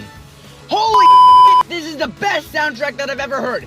This is as good as the soundtrack from Sonic 06. It's so orchestral, like, holy shit. Pretty extra editing. Anyway, I really like the soundtrack. I don't really think it's that good, but it's one of my top 5 favorite Sonic soundtracks. Songs like Jungle Joyride and Rooftop Run are one of my favorites, and even though Eggman Land is the absolute bane of my existence, I do like the song in that level. Okay, I was over-exaggerating, but the soundtrack it's pretty decent. It's really good, actually, so, yeah. So in conclusion, I enjoyed this game as much as I did back in 2011, but here is the difference between my opinion now and back then. The difference is simple. Back then, I loved this game so I didn't get why people hated it. Now, I love this game still, but I can get why people can't stand it. In conclusion, Sonic Unleashed is a really good Sonic game, even though it does have its downsides. From the high-speed gameplay to the amazing cutscenes to the fantastic music and overall, well, good story, I give this game a 9.5 out of 10. Overall, guys, Sonic Unleashed is a pretty fun game, even though my opinion of it has changed slightly. So, Mikey, is something you could recommend to the fans? What are my opinions on Sonic Unleashed? It's a good game, and I recommend you play it. Available on the Xbox 360, PlayStation 3, and Nintendo Wii, and PlayStation 2. Even though I love this game, I can't say I recommend it to everyone. The people who are into like beat-em-up style gameplays, I recommend you check this game out. For everyone else, no, it's not really for everyone. So anyway, I want to know what you guys think. The Sonic Unleashed has a good opinion to you. Have you played it? And some of you recommend to a friend. Please let me know in the comments below. And Supersonic Mikey, thanks for coming by. Hey guys, Supersonic Mikey here. If you like what you saw, make sure to check out my channel, Supersonic Mikey. I make plush videos along with gaming reviews and animations. I'm currently working on a project called Sonic Hyperdrive. Episode 1 is already out, check it out. And also, in my channel, me and Supersonic Master are going to be working on another review, but you'll have to check out my channel to know what it is. Definitely make sure to check out his channel, guys. He has way more subscribers than I do, so clearly he's doing something that I'm not. Anyway, for next review, I'm going to be taking a little break for Sonic for a while. So anyway, we're going to be looking at The Legend of Zelda: A Link to the Past next time. Hope you guys look forward to that. Anyway, thank you guys for watching. I'll see y'all next time. Peace. Alright, I've been meaning to get to these games for a while now, but I just couldn't find the time. But now since school is over, for me at least, I think I'll be able to manage. I just want to make clear that I'll only be looking at these three games, not Jak X or Daxter, because I don't have Jak X at the time, and the emulator I used to play PSTP games isn't really working right now, so that's gonna have to wait for another day. And Lost Frontier is just...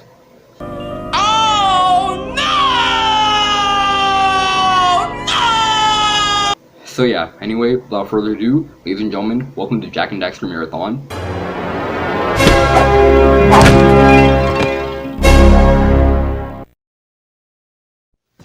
Jak and Daxter is a 3D platform game released back in 2001. The people behind these beauties, Naughty Dog. For those who were born in the early to mid-90s, you probably remember Naughty Dog from the Crash Bandicoot Trilogy on PS1. Those games are awesome, and I can't wait to see what game they have in store for next. Nowadays, Naughty Dog is known for amazing series like Uncharted and The Last of Us. Uncharted is a fantastic series with gorgeous backgrounds and great characters, while The Last of Us is Naughty Dog's attempt at a more serious and gritty story, which is why I love that game. Honestly, it's one of my top 5 favorite games of all time, and I can't wait to play a sequel. After making a great trilogy of games and even a pretty solid kart racer, Naughty Dog no longer owned the rights to Crash, so Sony's new console was coming out, and Naughty Dog came up with a new IP which development lasts for 23 years, and lo and behold, Jak and Daxter. You know, when you really think about it, this isn't really any different from Insomniac Games, Spyro the Dragon, and Ratchet & Clank. Anyway, when I was younger, I played the hell out of these games. I even collected all 101 power cells and all 2,000 Precursor orbs a dozen times. They were great 3D platformers back in the day, some better than others, but I digress. And what I really love about doing these reviews is looking back at the games that I used to love as a child and see if they hold up to my standards of today. Anyway, we start a story with Jak and Daxter on a speedboat to Misty Island. While they're there, a lurker comes out and attacks Jak and Daxter. Jak throws a bomb at him, causing Daxter to fall in a pit of dark eco. Daxter pops out as a Pokemon, an Ottsel, and then they come back to Samos to figure out how to turn Daxter back, but because he has a white Santa Claus beard, he just turns into old and cranky. Kira, who at least can learn a lot from. Rule number 1, I don't date animals. You don't know what you're missing. Tells them to collect power cells from the villagers in Sandover Village. This is where the story just kind of pauses. It can be summed up as collecting power cells and precursor orbs and going to another location. As we go on the volcanic crater, Goll and Maya reveal that they're going to make a giant robot to destroy the world. Jak and Daxter ain't having that shit, so they go to the Citadel, save all the sages, they weaken the robot, and the duo take them down. And it's really sad because Goll is the only one who can change Daxter back to his normal state. I'm doomed. By the way, if you collect all 100 precursor orbs, which really isn't that hard to do, you get a secret ending showing you what's inside of the secret precursor door.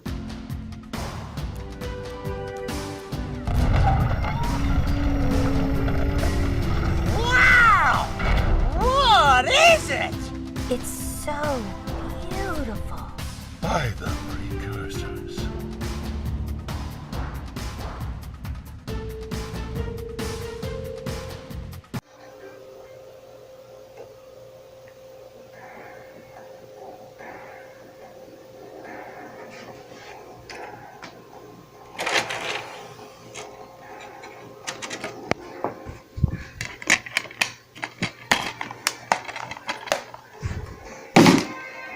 The story's short, simple, and to the point. I honestly really enjoyed it, although I just wanted to say that making Jak a new protagonist in a character-driven 3D platformer doesn't really work here. because we all know that teenagers are one of the most quiet people on the planet. Even though the plot's a little bit shaky, the gameplay where the game truly shines. You assume control of Jak, and the name of the game is to jump, collect precursor orbs, collect power cells, and die. The game's kind of structured like Banjo-Kazooie. You're thrown to a level with little direction, you have a set number of things to collect, and you're rewarded for being curious. I really love this kind of level design. In fact, there's no loading screens to be seen in this game whatsoever, not even after dying. I think it's safe to say that this might be one of the, if not the first open world platformer. Jak 1 really did the best job at making the world feel interconnected. As soon as you enter a next level, there's no loading screens, you're just there. What I really love about this game is the sense of discovery. Like when you see a trail of precursor orbs, you're already at another level. The pace of the game isn't interrupted by any loading screens, which appears in literally any other game ever, or in Forbidden Jungle where you just walk inside of a tower and you're sitting in a whole new level. There's a similar feeling with this final boss too, and what's really cool is that sometimes what you do in one level affects everywhere else. Anyway, Jak himself is pretty versatile when it comes to combat. He can slide punch, which doubles as a slam attack and an uppercut, roll, do a long jump, and do his best Bandicoot impression. While Jak is capable of taking on 2 or 3 enemies, but any more than that, Jak's not very good. In ambush sections, every time Jak hits something, there's a timing window which leaves you vulnerable for a couple of seconds, and to add insult to injury, every time Jak dies, Daxter likes to tear him down to come up with the quip with that oversized mouth of his. I'll say something really teary at the funeral, like, how am I gonna get changed back now? But to remedy this problem, there are eco powers you can experiment with. The blue eco makes you run faster and open up precursor ore vents and jump really high. The red eco makes your attacks faster. Yellow eco turns you into Super Saiyan, and green eco increases your health. Jak also has pretty good and precise movement. He doesn't feel too heavy while at the same time not feeling too light, and when I die, it feels like it was a mistake I made. I can't say I've been a victim to collecting patrols. Now let's get on to the main collectibles, power cells. Power cells are your end goal objective. You can get one either by riding a zoomer, collecting all 7 scout flies, completing a certain platforming challenge, and almost everyone in the town has one for absolute bullshit reasons. This guy has a power cell for his re-election campaign. This girl has one for scientific research, and that's where the precursor orbs come in. Think of them like the musical notes from Banjo-Kazooie or the gems from Spyro. Moneybags, you greedy bastard. What I really like about going for some of these precursor orbs is just exploring the environments. I mean, I just found these trail of precursor orbs by complete accident. You can give these to people to help them with their problems. There's also these oracle machines that give you 200 precursor ores in exchange for 2 power cells. Anyway, you can ride a zoomer, which can be fun at times, but it can be a little bit frustrating to handle. You can also ride a bird called a flit-flit. What does that sound like a brand of cereal? Anyway, that's fun in every level that I've seen. You know, all 2 of them. All 9 levels, well 10 if you count Dolomite Citadel, are pretty fun all things considered. The bosses are honestly just pathetic. They're just way too easy and just lacking in true personality. The only boss that I liked was the final boss, but it's still way too easy. While the game is pretty fun, the game's a little bit too short and easy. If you're fast enough, you can beat this game in 6 hours, even if you collect all 100 precursor orbs and power cells. But the short play kind of helps it in its favor. The game can get a little bit repetitive with just collect power cells here, we have some memories here, and go Super Saiyan here. For PS2 standards, these visuals look gorgeous. The level aesthetic has really nice textures and the draw distance looks so great. Although playing on a widescreen TV makes some things come out a little bit pixelated. But it's really easy to stop what you're doing to just look at the view. The character models, on the other hand, have not aged well, especially compared to later games in the series. Back in 2001, these may have looked great in its time, but some of the faces these characters make are just hilarious. Yes, Daxter, I'm looking at you. What? The soundtrack isn't really as memorable. I mean, it's not a bad soundtrack and it fits most of the levels, but I can't really remember a lot of them. I really like songs like Mountain Pass's theme, which is pretty good, and the nostalgia theme, which is Sandover Village. My favorite theme will have to be the final boss with Galamaya. It's well composed, so in conclusion, this is probably one of the greatest PS2 games of all time. While the game is pretty short and easy and has a couple of frustrating moments, Jak and Daxter doesn't really do anything wrong as a platformer. The worlds are bright and colorful, the platforming is precise, and it's all just all around a great game. The game even went on to sell 15 million copies, spanning 2 direct sequels and 2 spin-offs. What about Lost Frontier? I have no idea what you're talking about. It's nice to see that Naughty Dog managed to create a whole new world without making the first game so frustrating to 100% complete like Crash 1, and even got that Red Greatest Hits label, which I honestly don't get why people hate so much.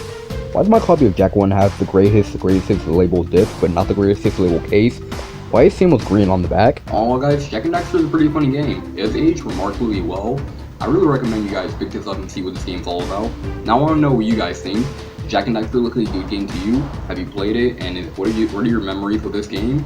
Let me know in the comments below. So now we have this game over there. Next time on the Jak and Daxter Marathon, we're going to be looking at Jak 2. Hope you guys look forward to that. So thank you guys for watching. I'll see y'all next time. Peace.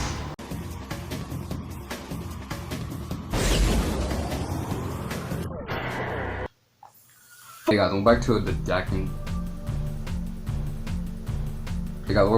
Daxter Marathon. Last time we looked at the Jak and Daxter Precursor Legacy. I thought it was pretty good, even though it was short and easy, and you could power through it in 6 hours, even if it's your first time. There were some problems with it, but hey, what they got right, they did right. So now we're going to be looking at the sequel, Jak 2, also known as Jak 2 Renegade in Europe and Australia. First, there's Jak and Daxter the Precursor Legacy. It did well for Naughty Dog and it went to sell well. A sequel was bound to happen, but what were they going to do? What could they add to the game to make it different enough to not different quality? Well, let's pop this game in and see. Now this game is drastically different compared to the last game, mostly in tone and gameplay. This game just added guns, missions, and driving. I've always found it kind of weird how Jak 2 got a PG rating in Europe but got a T rating in North America. Anyway, when I first played this game a few years back, I absolutely hated it. I just thought it was too hard and didn't like the guns, but that was years ago. Maybe my opinions have changed. And we'll start off with story, but first, spoiler warning. If you haven't played this game yet and you want to, or you already know what's going on for a while now, please skip to this part of the video. I'll give you 5 seconds.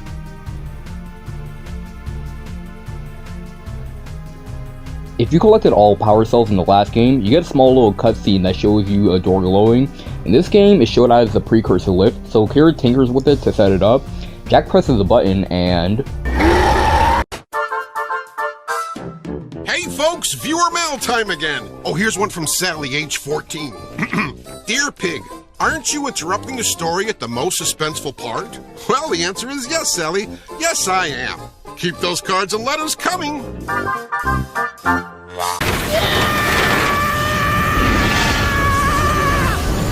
I want off this thing!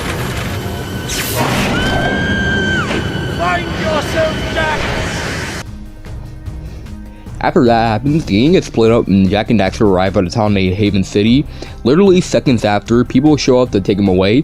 Daxter craps himself and runs away to start his own PSP spin-off game, and Jak gets taken away.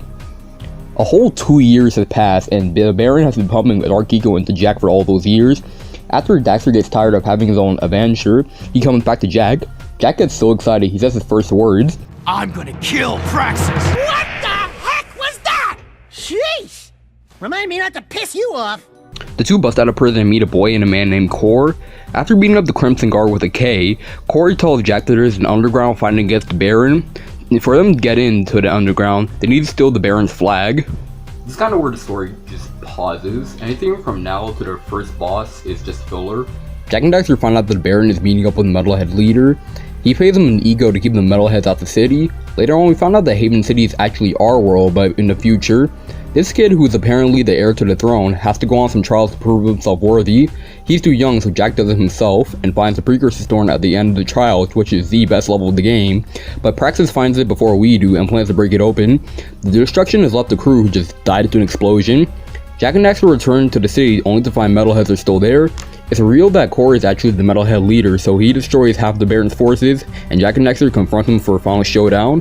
Before dying, he actually reveals that the boy is a young Jak, which honestly just raises so many questions. Anyway, instead of Jak, Daxter, and Samos going back to their own timeline, they send young Jak and young Samos, which makes a lot more sense if you play the game for yourself, back to the hut. Daxter now owns a bar, and they live the rest of their lives in Haven City. The story kind of drags and sometimes feel like it's going nowhere, but I honestly really enjoyed it. While Jak 2 adapts well to its dark tone, there's still a lot of humor to it and doesn't feel out of place. All the characters in this game are way more engaging than the pieces of wood in the last game. Samos and Kira return from the last game, but there's also Torn, who's the second command in the underground, Arrow, who just kinda shows up at Jak's rival in the racing section of the game, but then offs himself off for losing the last race, Sig, who is a metal hunter slash wastelander, Tons of Fun Kuru, who gives us most of our gun upgrades, Ashlyn, the Baron's daughter, who has really nice facial tattoos, Tess, an even bigger advocate of bestiality than Princess Elise, Vin, the paranoid scientist, and Onan and Pecker, the wise woman that Pecker translates. Like I said, sometimes the story feels like it's going nowhere, but the cutscenes and the characters' interactions really make this world feel more alive than the first game, and they're just great to watch, especially with the graphical upgrade. The first game's gameplay style can be compared to Banjo-Kazooie in structure, Jak 2, Grand Theft Auto. Okay, let's start off with what's more similar to the first game. Jak has his old moveset back. He can slide punch, long jump, and yeah, that's pretty much it. Because of the Baron's experiment, Jak can turn into an alter ego called Theft Jak. Theft Jak makes mincemeat out of enemies. You get stronger melee attacks, and he's just all around faster than regular Jak. I'm sure you notice whenever you kill a metalhead, some yellow orb pops out. These are called metalhead orbs. If you collect a certain amount of metalhead orbs, you can take them to the Oracle machine, and it gives you powers to effectively use Theft Jak, like a punch explosion, a death tornado spin, and it also makes him invincible. It isn't until an hour in the game where you get your first gun. Adding gun gameplay to a series where the first game didn't have any? Where have I heard that from before? Okay, all jokes aside, the gun gameplay actually fits in better than you think it would. There are 4 guns that you can use. There's a scatter gun, which is pretty much the equivalent to a shotgun.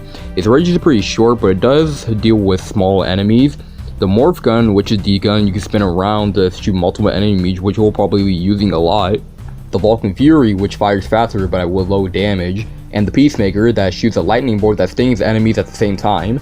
All the guns have their uses in the game, but you'll probably use the morph gun because A, has the best range, and B, you can shoot it multiple times. While you'll probably get used to the gun gameplay, this game is pretty hard, more towards the end of the game, but I will get to that later. Anyway, Jak controls the same as the last game, so pretty much flawless. The enemies are always ganging up on you, and there aren't a lot of invisibility frames, so don't be surprised if your health drops to 0 really fast. And to top it all off, Naughty Dog forgot what checkpoints are, so if you made a lot of progress and you died either from enemy placement or mistimed jump, you have to start all the way from the beginning. And what's annoyingly inconsistent is that some missions have well-placed checkpoints, and some missions seem to have no checkpoints whatsoever. This is how the game's structured. You grab a car, you drive to a mission marker, listen to someone complain, and then you do that mission. There's also a lot of driving in this game, which I honestly don't know why this game gets so much shit for it. The only time I actually find it annoying is when you complete one mission and have to backtrack to the next marker on the map, only to hear that someone needs something to be done again. While I can agree that some of these cars control pretty poorly, except for the small ones, I don't really mind driving. While missions take up most of the focus, there's still a platform every once in a while. One of my favorite missions is when you solve this cube puzzle. You need to knock these cubes to make a bridge while also taking into account how many cubes are left. It really felt rewarding finally figure out this pattern. There's also a lot of variety in between each mission. Sometimes you'll be riding a hoverboard, other times you'll be doing motor races, which I honestly don't really mind the first and second races, but it's the final race with Arrow that really grinds on me gears. I swear it's near impossible to make this shortcut without crashing, and on top of that, the other racers really love to grind into you so much. I thought I was playing Jak 2, not Boating Bash. There's also turn sections which are mostly fine, but this one in particular really pisses me off.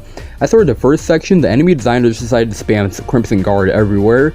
Sometimes you won't be able to see most of them because you'll be too busy taking on one of them, causing you to fucking die. The last 2 sections aren't really as bad because they focus on shooting at the blimps out the sky, and they didn't spam as much Crimson Guards as the last sections. At least there's checkpoints in between each section. If you die and had to complete the entire mission from the beginning, this mission would be fucking unplayable. While all of these missions are hard, it's kind of fun, kind of hard. When I finally complete this mission, I get a satisfactory feeling when I beat a hard mission. It's kind of like the satisfaction you get when you complete the perfect run from Mario Galaxy 2, or collect all the gems to get the hidden ending from Crash Bandicoot Trilogy. Throughout the first 3 acts, the game's challenge is pretty fair. Sure, there's an occasional massive difficulty spikes, but that pales. It weeps in comparison to all the bullshit I had to deal with in the final third. In fact, this part of the game is so hard, it made me want to do something I've always wanted to do, mainly because to save some editing. Rage mode. This section of the video is going to contain a lot of uncensored swearing, so if you don't like any of that, please skip to this part of the video, so don't say I didn't warn you. I swear, almost every single mission in this last third is just so painful. First is this escort mission with Sig. I mentioned how scarce checkpoints are in this game, but this is where it really starts to piss me off. You have to solve this puzzle and where you have to knock the cubes into a hole, except it blows up. In the last section where Sid gets ambushed, you have to get these Q cubes in the hole before you die. At any point, you're sent back to the beginning. Next is a stupid ass boss with Crew.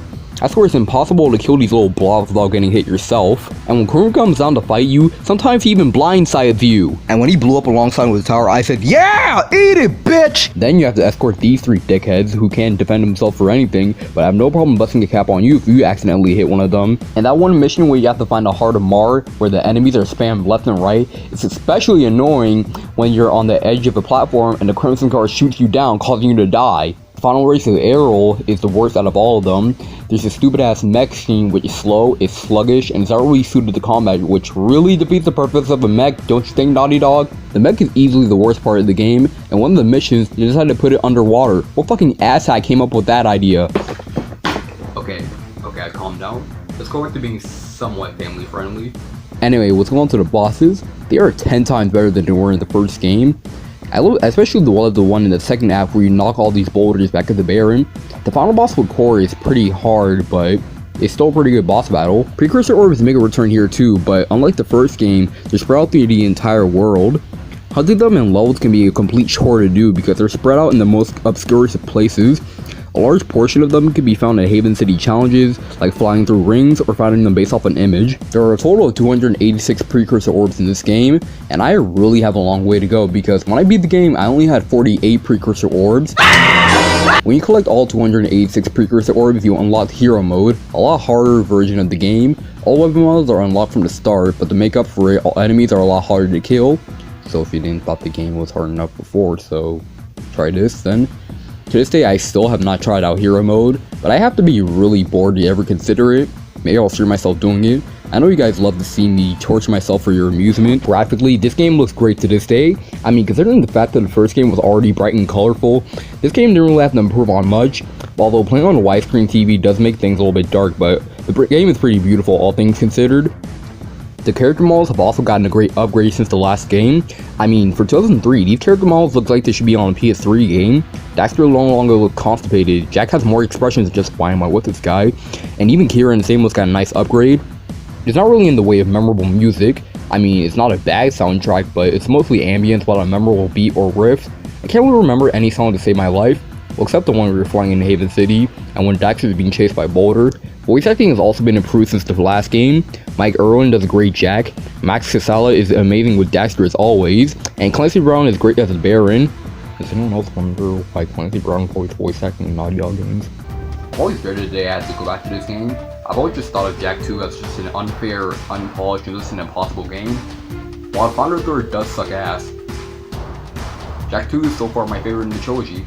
Haven City feels more alive than the last game. New characters are way more engaged in the brick walls in the last game, and even though adding gun gameplay sounds like an awful idea on paper, it actually works well in the game's favor. Even with the unfair difficulty at times, I actually recommend this game. It mostly feels good conquering these really hard missions, but I don't really recommend going after all the Precursor orbs. Jak 2 was critically acclaimed when it first came out. IGN gave it a 9.5, Metacritic gave it a 87%, and GameSpot gave it a 9.1 out of 10. Naughty Dog no doubt has some massive shoes to fill, and with only 1 year later we got treated to the last game of the trilogy, Jak 3. But that's for next time, so I'm going to do my best to try to play this game as fast as I can, so that I can get a review out by the end of July. So, thank you guys for watching, and I'll see y'all next time. Peace.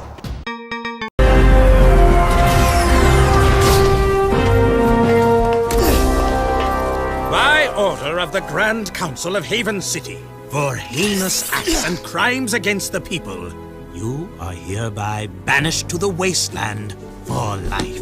This is Like that's ever gonna happen. What a load of... Hey guys, welcome back to the Jak and Daxter Marathon. Last time we finished off with Jak 2, and now we're about to finish the Jak and Daxter Marathon with Jak 3. This game doesn't really have any original names, so yeah. Anyway, Jak and Daxter Precursor Legacy was just a pure platformer. The open world level design of the game, well, I mean, at least as open you get on the PS2, was really innovative for its time, and its type precise platforming really makes it one of my favorite PS2 games. Jak 2 just went balls to the walls, added missions, cars, and weapons.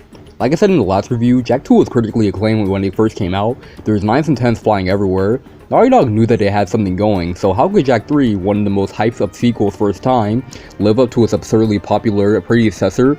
I mean, the same thing could be said about how Jak 2 could live up to Precursor legacy, but Jak 2 left some massive shoes to fill. Jak 3 was first revealed in February 2004 and was released in November of that year. When I first played the game, I was blown away by the graphics and gameplay. I also loved playing with the cards when I was younger. This game has been a lot of people's favorite Jak game, but does this game still hold up today? Well, as always, we'll start with the story. First, spoiler warning. If you know what's going on or you haven't played the game yet, please skip to this part of the video. I'll give you 5 seconds.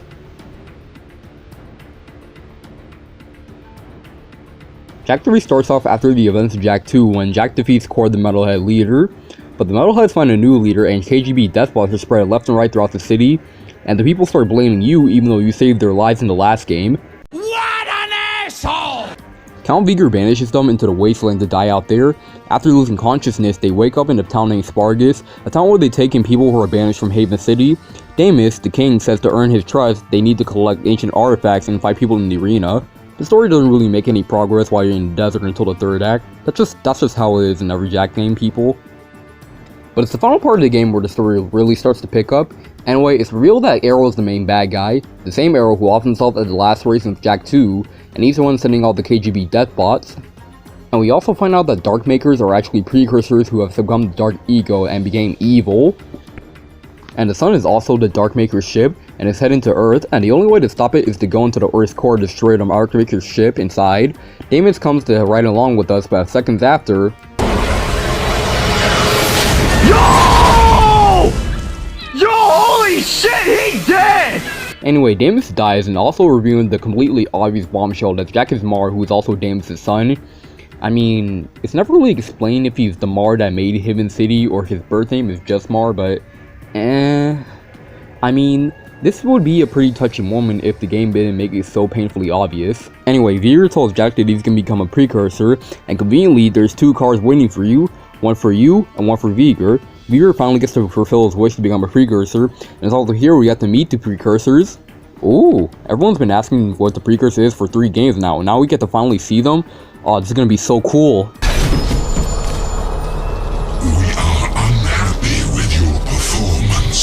If you had been a true hero, you would have stopped Arrow by now.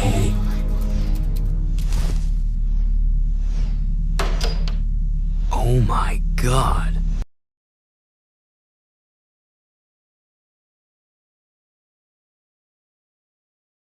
So apparently the precursors have been Ottsels this entire time, and it also means that Daxter is a precursor too. Vigor finally gets his wish to become a precursor, which just means turning into an Ottsel. Jak is teleported to the Dark Maker's ship to destroy it from the inside. After doing so, Arrow, yeah, remember him, has the Dark Maker's ship set to a crash course on Earth. Jak eventually stops them, and Jak and Ashley share a kiss off screen. The precursors offer to show Jak the whole universe, only to jump out at the last second. Oh, and also, just to make everyone happy, Tessa's turned into an Ottsel, so her relationship with Daxter is only 15% less weird. Naughty Dog did a pretty good job in the story, and in my opinion, it's the best in the trilogy. While it doesn't really make any progress while you're in the wasteland, definitely picks up by the final third. While there aren't as many new characters as Jak 2, they're all still pretty interesting. I honestly really love Vigor as a villain. I just love how he's so far possessed to realize what he's doing is wrong. It's kind of sad that he's just a side villain in favor of Arrow. He just wants to destroy things just for the sake of chaos. There's also this Sane thing. I mean, I don't know what gender it is. I mean, Daxter calls it a monk boy, even though it's voiced by Tara Strong, so... Heroes think they can save the world when they themselves are lost. You could not possibly understand the dark forces at work here. Don't talk to me about dark powers. I want to know what this is. Stand back.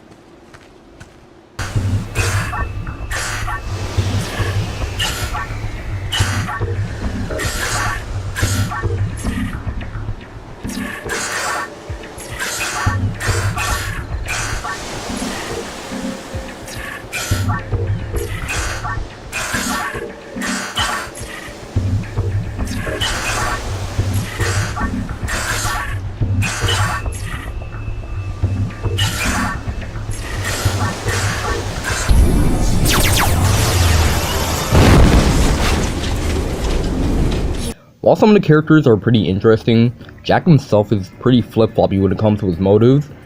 And at first he says he doesn't care about Haven City, even though seconds after the last cutscene, he's back in Haven City, almost enthusiastic about it.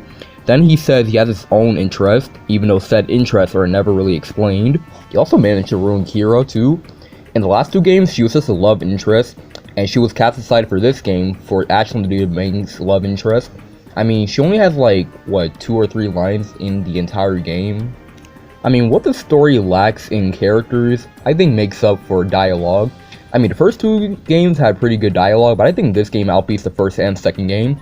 I mean, listen to this. You are still here? Yeah, we thought we'd hang out, catch some rays. This isn't a game. So yeah, there's not a lot in the way of character development, but I think Jak 3 did the best job, story-wise. Now let's get on to the gameplay. I mean, did you like Jak 2? I mean, I'm sorry to bring it up, but these 2 games are pretty much the same. I'll keep Jak's part simple. For the 3rd time in a row, Jak has very fluid control. Okay, let's start off with what's different from the last game. First, this game introduces cars. You start in the desert where you have a select number of buggies you can choose and drive, and they all have their own abilities, like shooting missiles, barrages. There's one that does a huge jump when you release R1. All this does sound like a lot of fun. Driving in cars is one part of the game that has not aged well. All the buggies have really bad handling, and when there's rocks everywhere, it's really easy for you to spin out of control. And on top of that, there's also these assholes who are trying to kill you at any turn they get, and they don't really have any ulterior motive. Their sole purpose is to just make you miserable. They're really just a bunch of jackasses. Oh wait, I didn't mean to make a pun. Anyway, there's also new guns added too. They'll still use the Scattergun, the Vulcan Fury, Morph Gun, and the Peacemaker, but they get 2 new upgrades. Some of them are pretty useful, while some of them might be a little bit too overpowered for their own good, like the Beam Reflector. This is an upgrade for the Morph Gun, which bounces off of enemies. There's also the Plasma RPG, which explodes anything in a 10-mile radius. The Mass Inverter slows down time and floats enemies everywhere. The Arc Wielder is basically a one-shot hit for enemies. You also get new Light Jak powers. There's the Flight powers, which helps you fly great distances, the Regeneration powers, which helps you gain your health back, and the Time Freeze powers, which can be useful, but are pretty situational. There's also the Shield power, which I honestly forgot was in the game. Light Jak is pretty useful in some sections. I usually use the Regeneration power when my health is really low. Dark Jak makes a return too. He has new powers like Invincibility, which is pretty useful, but is really underutilized. I just find it crazy that Sonic couldn't get invincibility powers right in 2006, 2 years after Jak 3 came out. Just make the character undetectable from the enemies, but have the outlines visible so the player can see. I mean, Sonic Heroes got that right, and that was back in 2003, so what the hell, Sonic Team? Anyway, Dark Jak can also do this Kameo Wave attack to break walls, which does come useful for some sections where they're needed. Apart from the final boss and sections where I needed to do it and when I pressed L1 by a complete accident, I never really used Dark Jak that much. He made mincemeat out of enemies in the last game because there weren't a lot of combat options. Here, almost every weapon gives the word OP a new meaning. Now there are way more variety in between missions, so many more than Jak 2. Current sections make a return here, but if you ask me, done a lot worse in my personal opinion. And there are a lot of missions that stick out for better or for worse, and yeah, mostly for worse. Some part of me thinks that Jak 3 has like identity crisis. They're still running and gunning, but there's so many things happening. The Pac-Man section with Daxter can be really annoying. Trying to get these Marauders can be very frustrating, especially with the buggy, slippery-ass controls. There's even 2 on-road shooter sections, and we get to it in Dark Maker's ship. Oh, it's the goddamn mech again?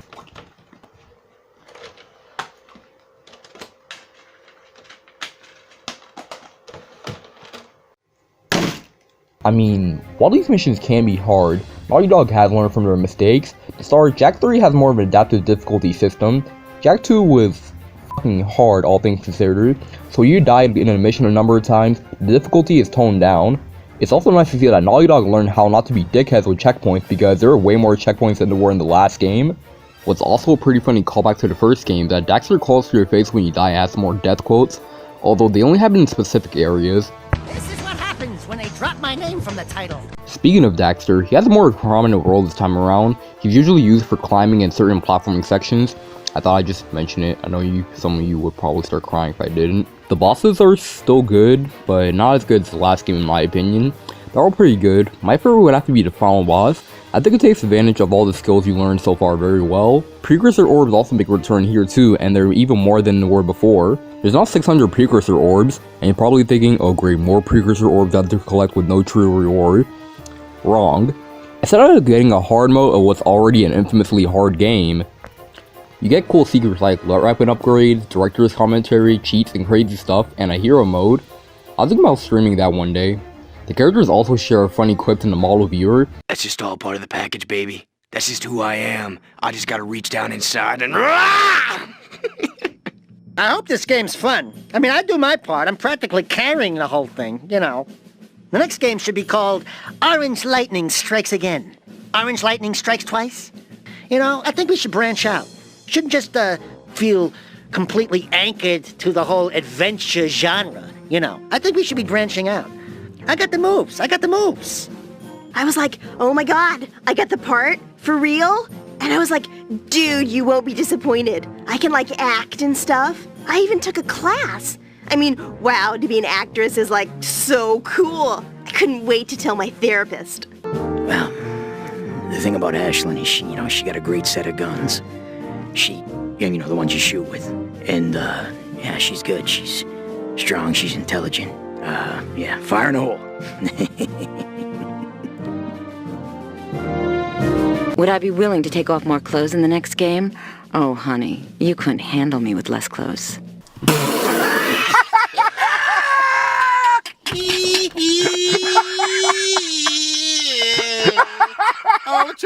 If this game has anything over Jak 2 besides a better story, it's post-game completion.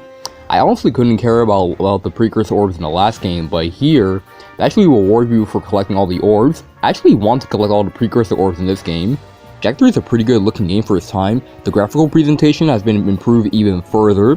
Animations are so much fluid, and production values have gotten a huge overhaul. I honestly wouldn't believe this game came out in 2004. I mean, the character models are mostly the same from Jak 2, except that Jak has gotten a new haircut for the third time in a row. But the game is pretty good looking, all things considered. Now, if the game looked like the commercials, that would be a whole nother story. I also love how you get to see the aftermath of what happens to Haven City. The tower has fallen on the left half of the city, and it's been used for a breeding area for metalheads. Jak 3 also has a pretty good OST.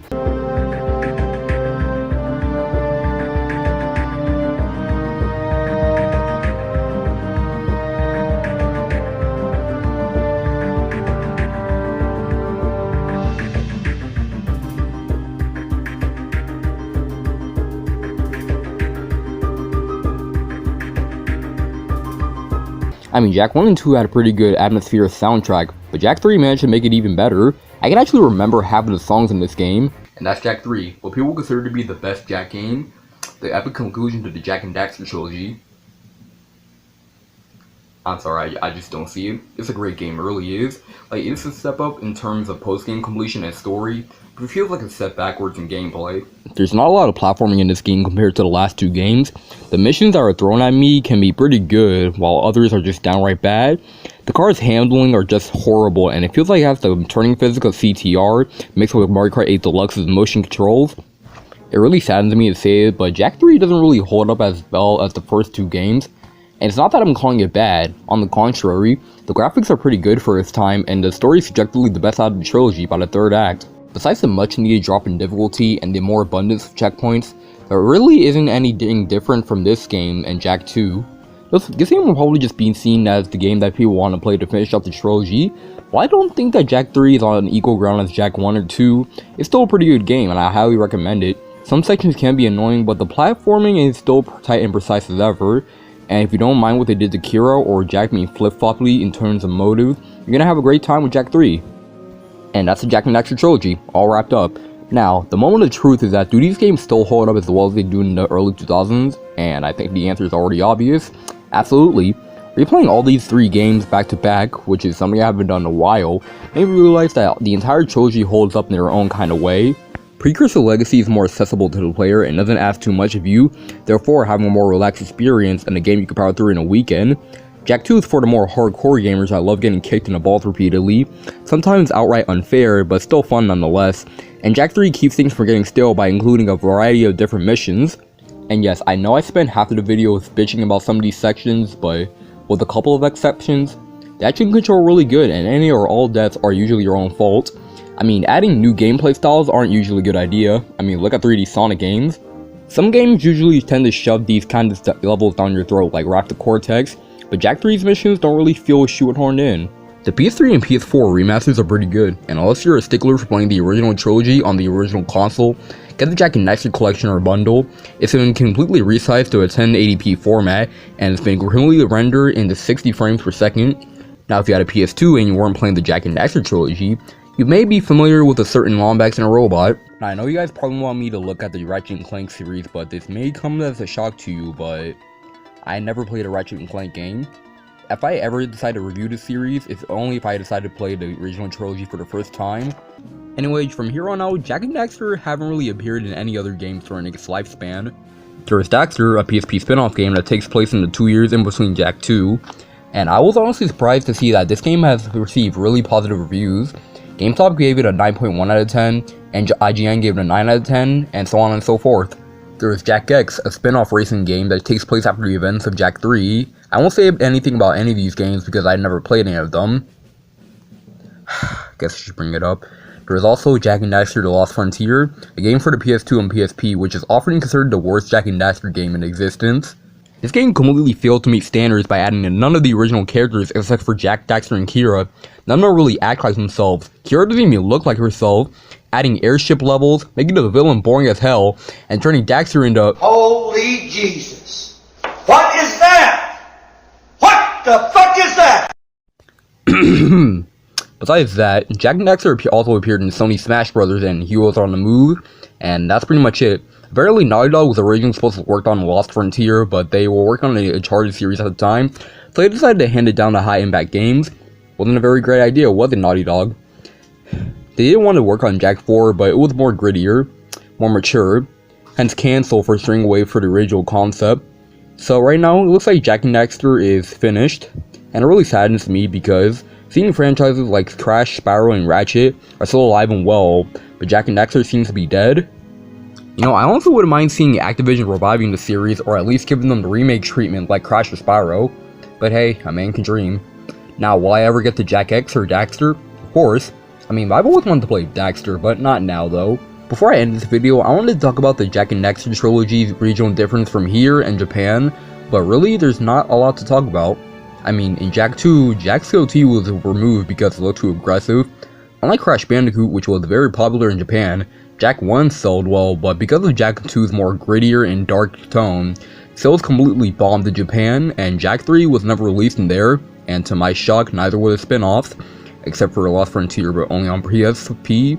It wasn't until the PS4 remaster when Jak 3 was finally released in Japan. Well, looks like that's it for the Jak and Daxter trilogy.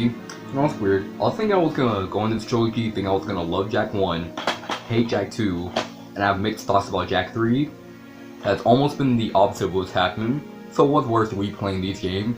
But it has been fun while it lasted, but it's time to end the Jak and Daxter marathon. I want to thank you guys for watching, and next time we'll be reviewing The Legend of Zelda: A Link to the Past. So I hope you guys look forward to that. Anyway, thank you guys for watching. I'll see y'all next time. Peace. Alright, now that we have the Jak and Daxter marathon done and over with, let's move on to one of my favorite SNES games, The Legend of Zelda: A Link to the Past. I thought since I never looked at a Zelda game before on this channel, I thought I should look at one of my favorites. Now before we start, I am not exactly what you would call a Zelda enthusiast. I do think that they're quality games, but they're not something I would play religiously over and over again. I would play and beat once and wait a couple of months and see if I still like it. But anyway, let's see if Link to the Past still holds up today. I don't have a physical copy to show. I'm playing this off the Nintendo Switch Online, so.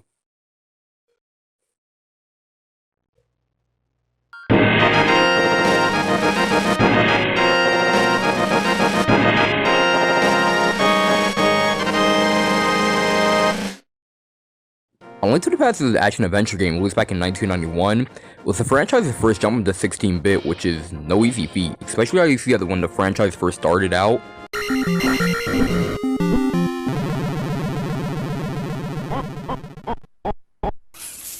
Lots of Zelda fans, myself included, hold this game to a high pedestal. Last time I played this game was back in September of last year. I remember having a lot of fun with it. I actually used to thought that this game was just as good, if not better, than Super Mario World. That was months ago.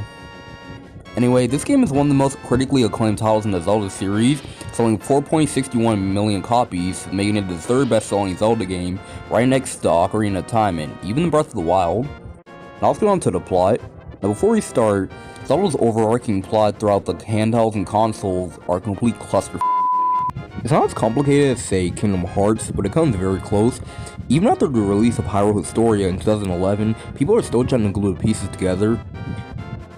If you guys are curious, A Link to the Past takes place around the same time as Link's Awakening since Link is on his journey. Whatever that means.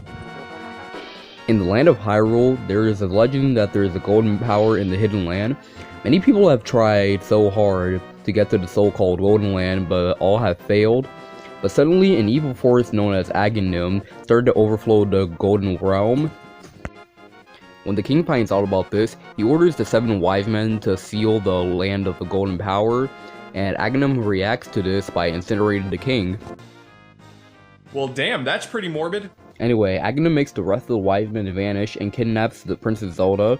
We go over to Link's house where his uncle tells him not to go outside, but Zelda contacts Link telepathically to help her get out the Ganon's dungeon, so he walks out of the house anyway, and he finds his uncle dying on the floor, so he gives him his sword to fend off himself.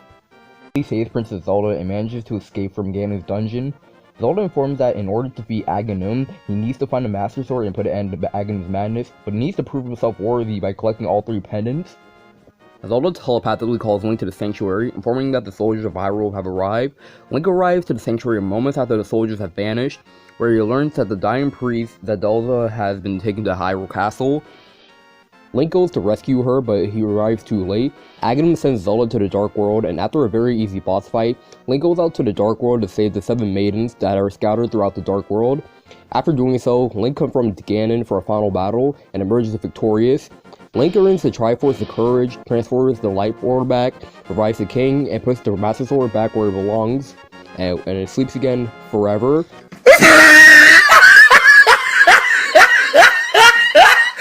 The story is a lot more sophisticated than the last 2 games. I don't really mind it, I just think it just needs to be there because it has to be there.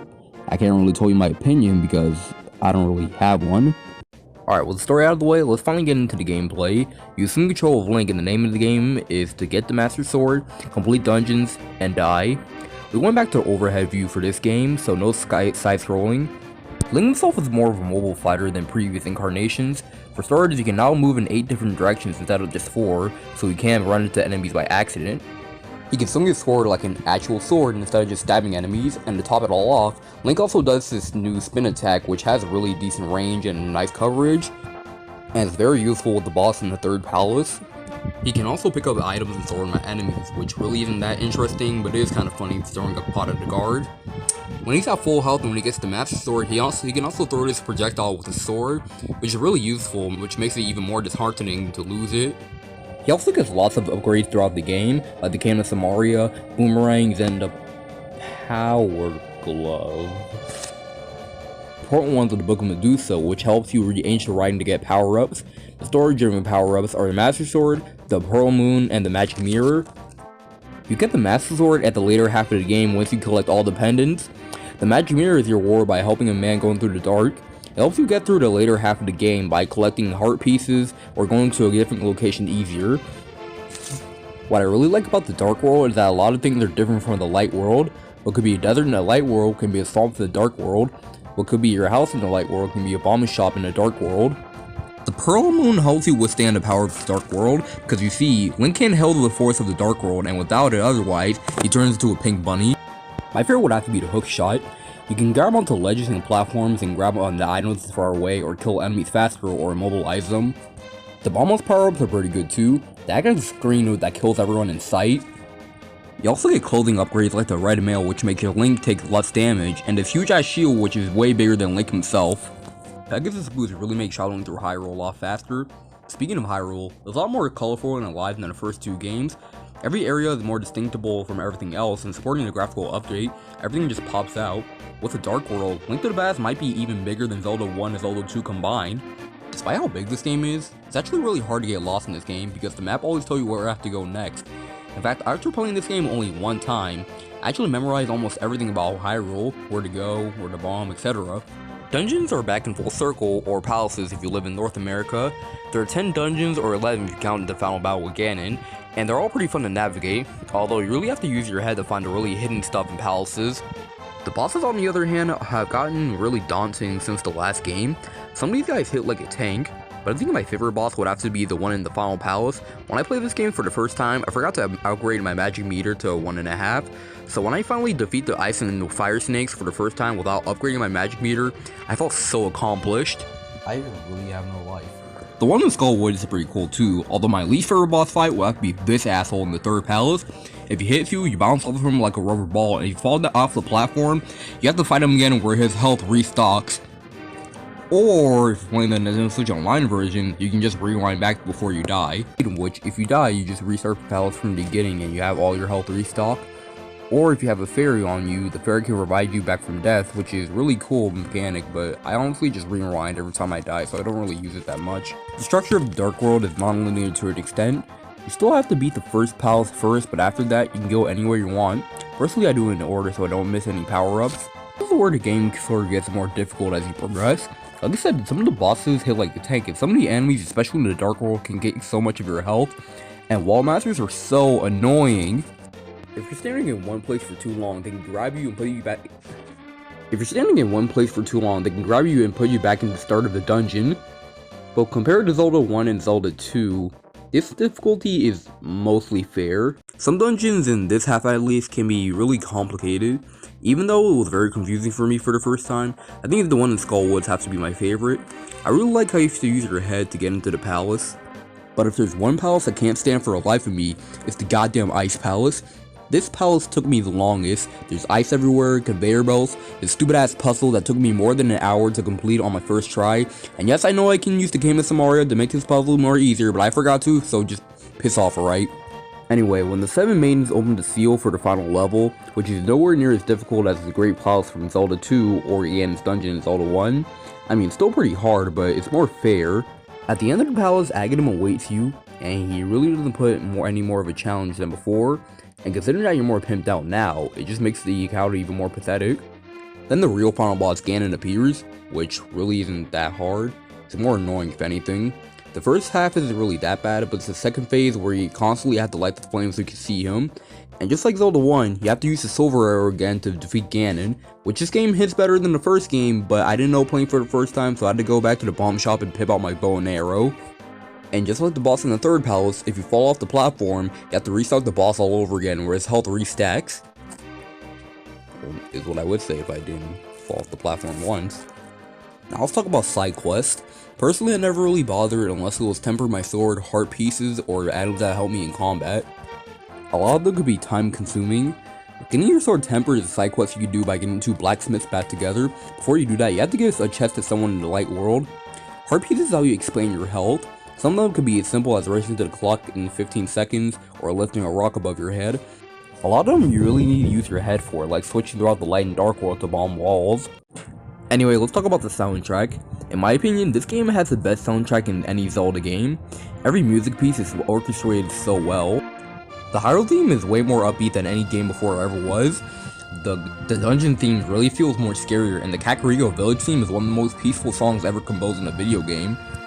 There's just so much more variety in this soundtrack, from the whistling in the Lost Woods,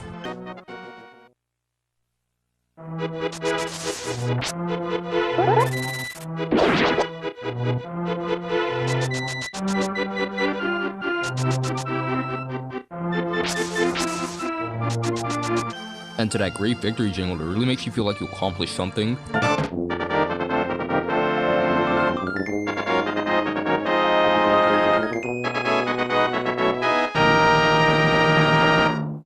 The graphics, in my opinion, have aged exponentially well. Everything just looks so much smoother than the first 2 games combined. Hyrule is so much more colorful than before, and the Dark World design really fits the name, and the Light World is so much vibrant. So in conclusion, I love this game. Sure, I might not have an opinion on the story, and some of the dungeons aren't really my favorites, but in my opinion, gameplay takes up 75% of the experience for me. I really think that this is one of the best SNES games, and it's definitely my favorite Zelda game. I know people will say Ocarina of Time or Breath of the Wild is better, but honestly, that's just how I feel. Link to the Past just feels like a massive 180 compared to Zelda 1 and 2. This game is more fun, it's streamlined, and nothing's too cryptic. I know hardcore gamers wouldn't like that, but I like it. If you want to get into Zelda games, I recommend you start with this one. I think this game gives an experience that anyone, not only Zelda fans, can enjoy. You know, it was really nice revisiting this game, finding all the secrets and heart pieces and all that other stuff. But that's all I have to say about this game. So, next review, all I'm gonna say is that it's on an N64 platformer. So I hope you guys enjoy that. And also, if you're catching this on release day, I'm gonna be streaming this on TV on my Twitch channel. That's that's twitch.tv SuperSoniMaster17. So, hope you guys look forward to that. Anyway, thank you guys for watching, and I'll see you all next time. Peace.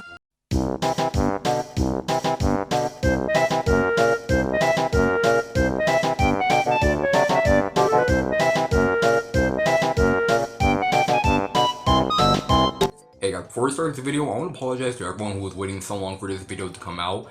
For those who don't remember, after my Sonic main review, I posted a poll in the comments asking which game I should review next. The choices were The Legend of Zelda: A Link to the Past, Metal Gear Solid 1, and Banjo-Kazooie, and a lot of people voted for Banjo-Kazooie. To be honest, I was really hoping you guys would pick Metal Gear Solid, because it would give me a reason to finally give the series a try for the first time. I was working on the project, but Premiere Pro just does not like this game. I had to restart it like 5 times and I just got frustrated and gave up. I tried to do that after my Odyssey review, but my video got corrupted, so I decided to review Sonic Unleashed with Super Sonic Mikey instead.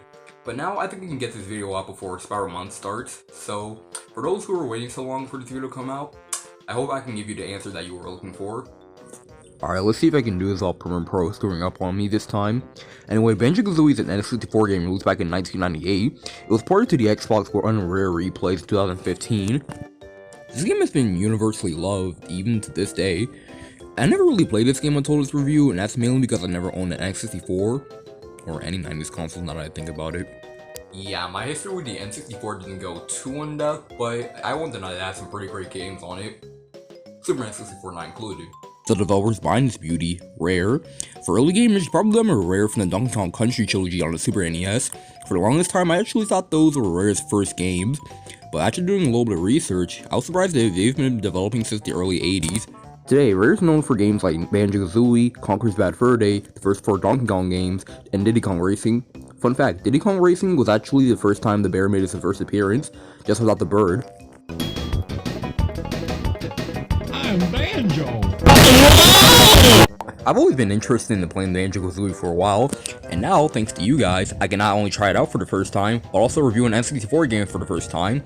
Everybody wins! And here's another fun fact, Banjo-Kazooie actually started out as an RPG on the Super Nintendo, but was cancelled and moved on to the N64. Although since I don't have an N64 or an Xbox One, and even if I did, I don't have any capture device to record off of, I'm kinda forced to use an emulator for this review. The story of Banjo-Kazooie goes like this. The evil witch Gruntilda can't stone that someone's more prettier than her. Am I the only one that wonders why Gruntilda has 5 fingers in the world where everyone else has 4? No? Just me? Alright then. Getting mad because her pod basically just called her ugly, she takes action. We go over to Spyro Mountain with Tootie, Banjo's more happy and cheery sister, who's just minding her own business, and then Grunty just comes out, and somehow Banjo slept through the entire thing even though Bazooie's going back right next to him. Anyway, Bottle tells Banjo what happens. Banjo ain't having that so the duo sets off to a journey, but they have to rescue Tootie before Grunty takes all her beauty.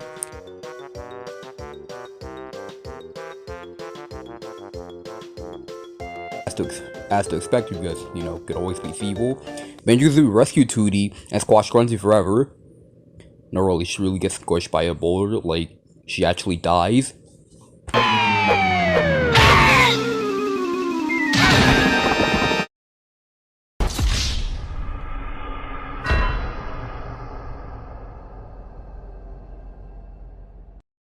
And yeah, that's pretty much the plot.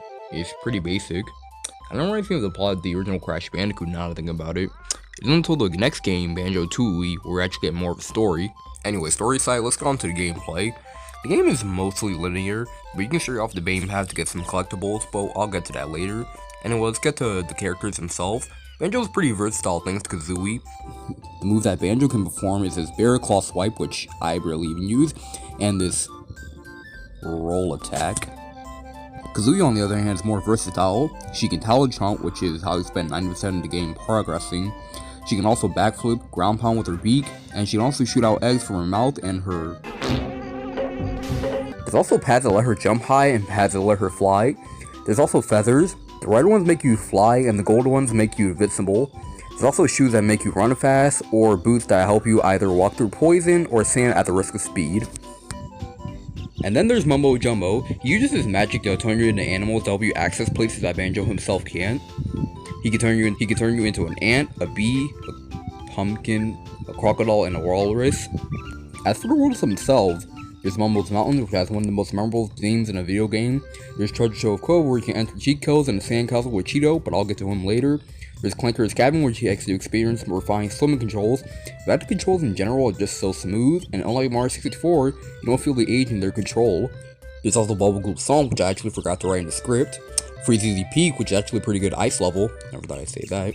Gobi's Valley, which is a pretty good level, but the sand can be annoying at times. There's Mad Monster Mansion, a great ghost level. Rusty Bucket Bay, which can have very obnoxious jiggies for first time players. Like me. And finally, Click Clock Quid, my personal favorite level. There's 4 segments of the level: spring, summer, and winter and fall.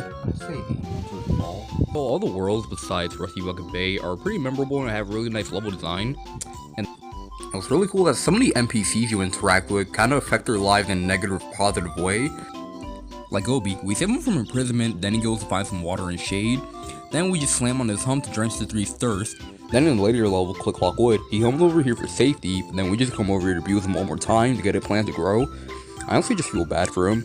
And then there's Cheeto. He gives you cheat codes that you can enter into the sandcastle with Treasure Trove Coal, like double the count of blue eggs, yellow and red feathers. Grunty's sister Bruntilde is also rooting for you. She gives you personal info about Grunty, which are questions for something that comes in later in the game, and yeah, it's not the game's very brightest moment, but I'll get to that later. Anyway, let's go on to the main collectibles, Jiggies. The Jiggies are kind of like the Power Star from Super Mario 64. They help you progress throughout Grunty's lair, and there's 10 Jiggies in each world.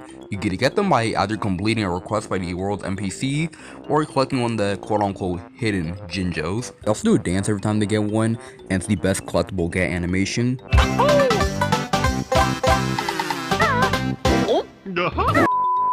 Iconic. Even Gruntilda's lair has some Jiggies. Each level has a Grunty switch. Every time you hit it, a Jiggy pops out somewhere in the hub world. And then there's musical notes, this game's secondary collectible. There's 100 of them in each world, and they help you to access different locations. It's also where the Xbox One version shines. See, in the N64 release, the musical notes you collected are only temporary, meaning if you die or move on to another stage, you have to recollect them all over again. And unfortunately, I emulated the N64 version, so there were times I died, and I got really frustrated because I had to recollect all those notes again. Just, why is it designed like this? That's like having to break every single box all over again in Crash 1. I mean, death I can understand, but moving on to the next stage? Why? Why can't I just keep them? Spyro 1 came out in the same year and did that perfectly, so what the hell, Rare? Okay, to be fair, Banjo-Kazooie isn't exactly a hard game. I mean, you don't really suffer from cheap deaths, it's just that some of the Jiggies can be real dickheads to get. I'm looking at you, Clinker's Cabinet, and especially Rusty Bucket Bay. Anyway, once you collect all the Jiggies, you get secrets for the next game, Banjo-Tooie, which Mumbo actually reveals at the end of the game. But for some reason, in the Xbox version, it starts mentioning nuts and bolts. Weird. I do plan to get all the Jiggies. I mean, I only had 4 more of mine when I finish the game, so I don't really have a long way to go. Now, remember when I said Bruntilde's secret info about Grunty will help you in the final act of the game? Well, the only way to get Tootie back is by doing the Grunty's Furnace Fun mini-game.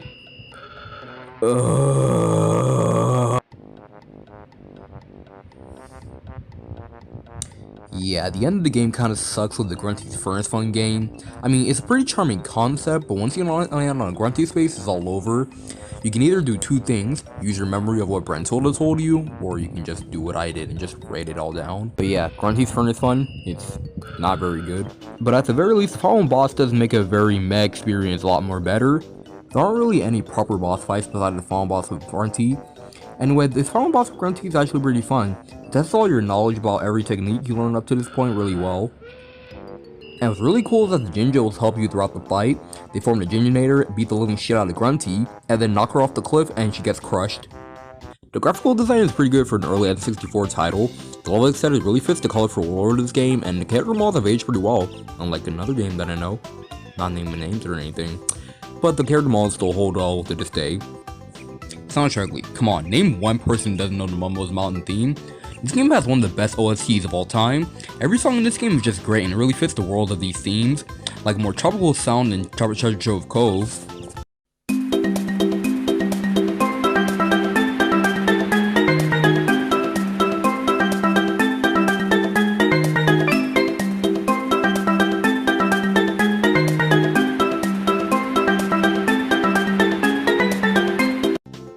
To more Christmas vibe in Free ZZ Peak.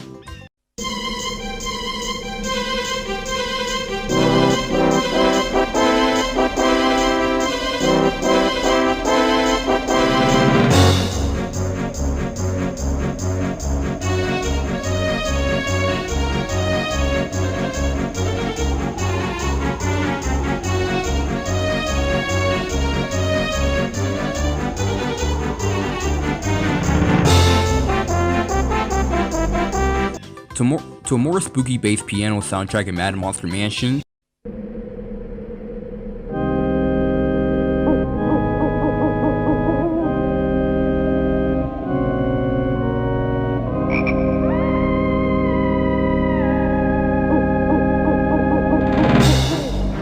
Climactic fuel to the final boss.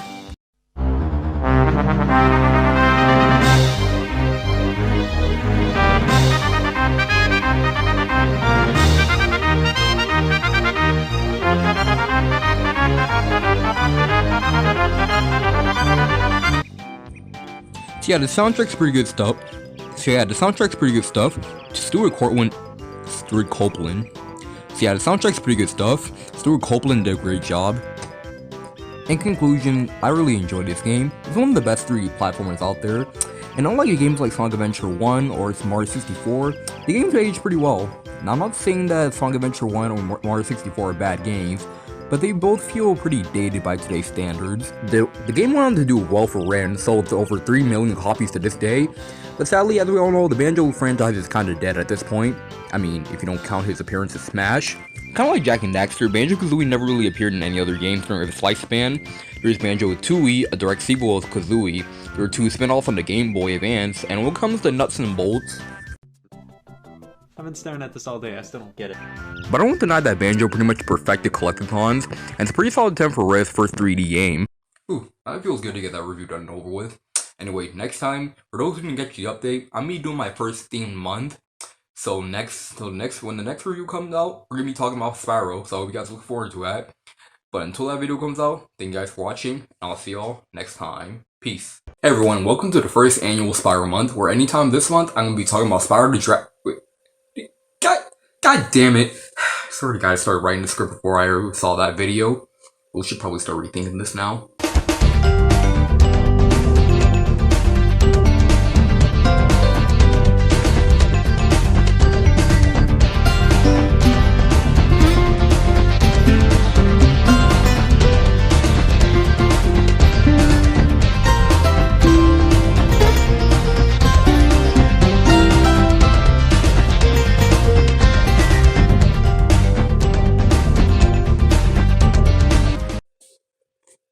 Anyway, I've been wanting to do this ever since the category started Bandicoot month, and Andrew did Mario month, and ever since it just became a yearly occurrence.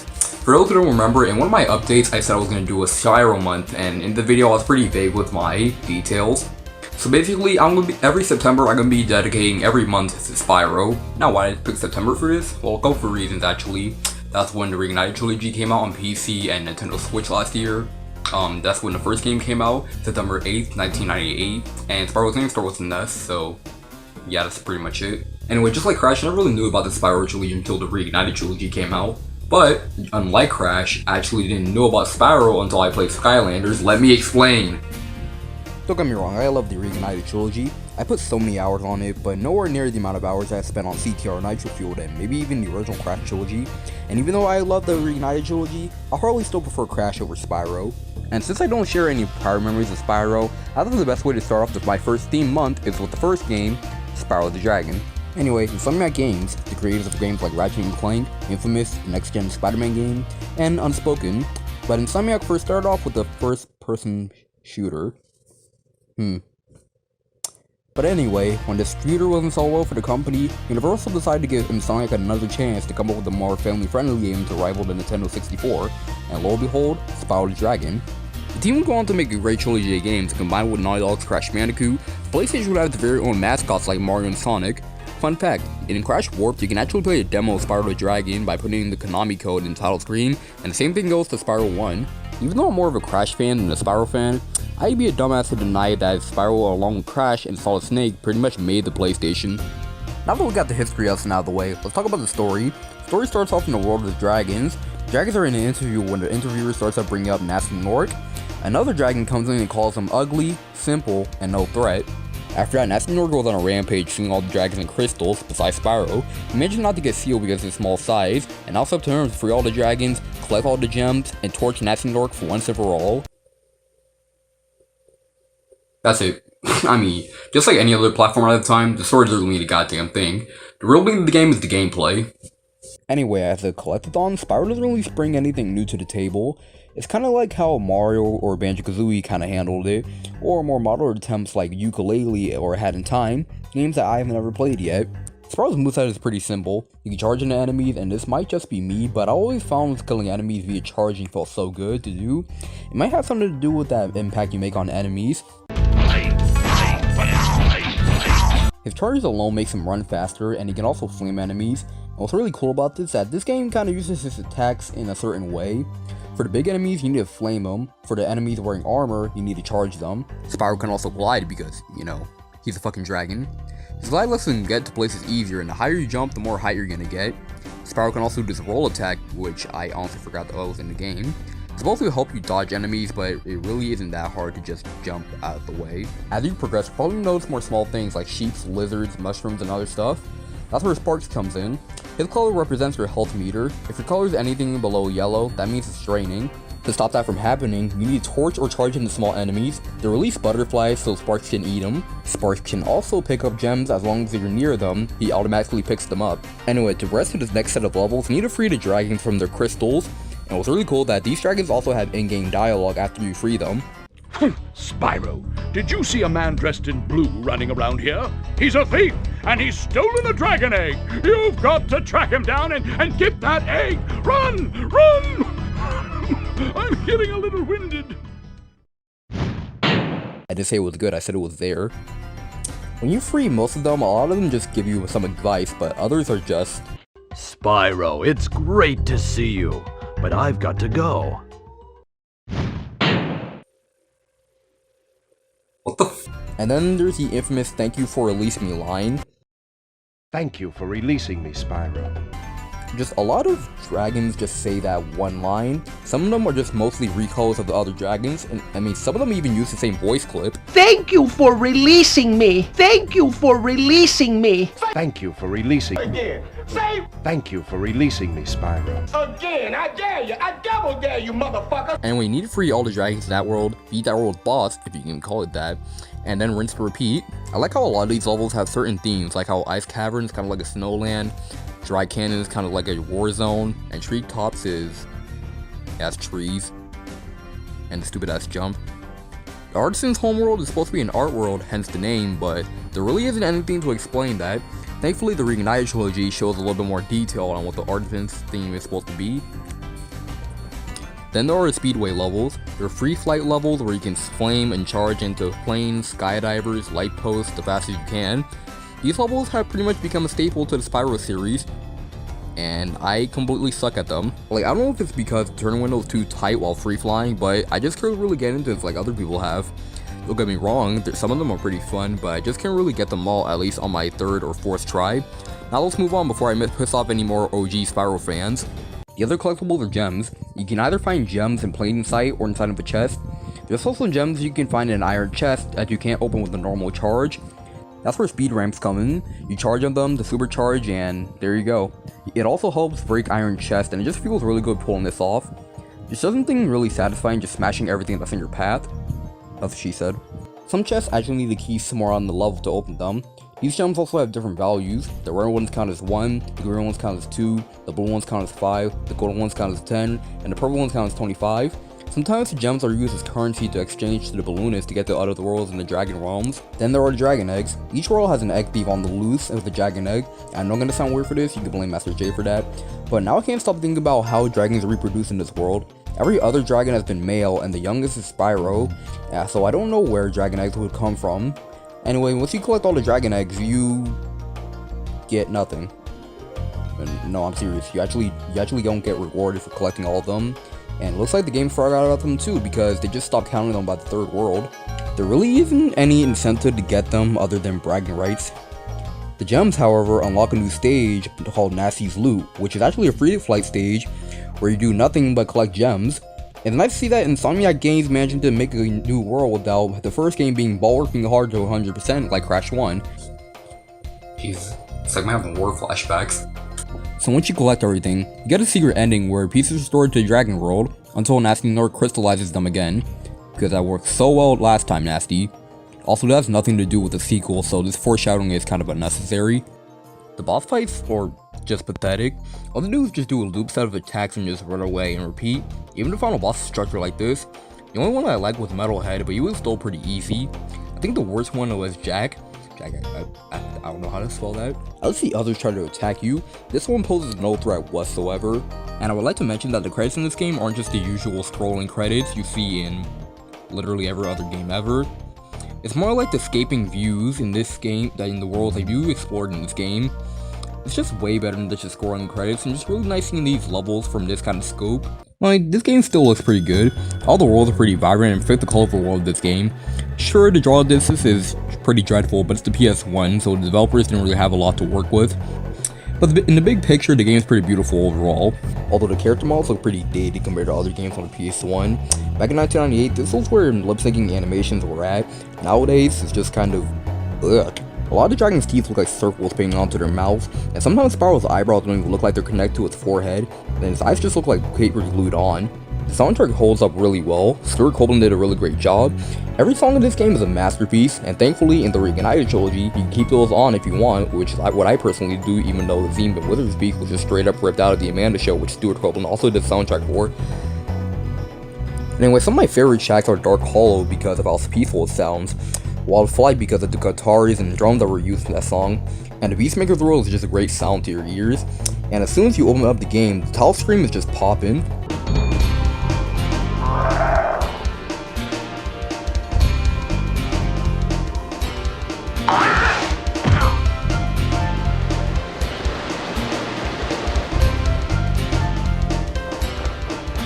You know that your soundtrack is the best when your title screen is the best song in the game. So yeah, Stuart Copeland is genius. He made one of the best soundtracks of all the time. I love them. Pause.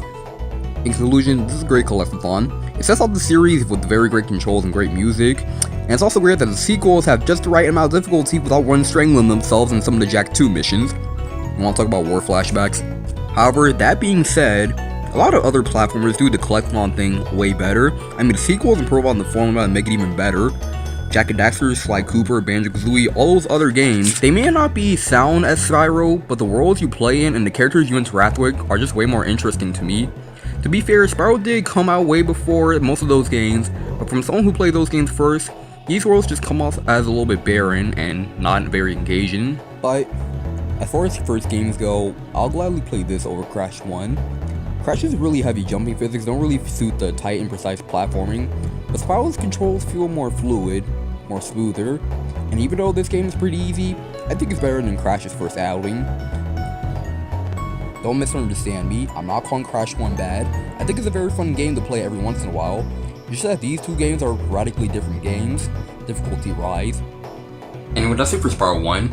At its heart, it's a really great game, but it kind of suffers from Anyway, that's it for Spyro 1. Anyway, that's it for Spyro 1. At its heart, it's a really great game, but it kind of suffers from barren level design, uninteresting characters, really easy difficulty, and really bad boss fights.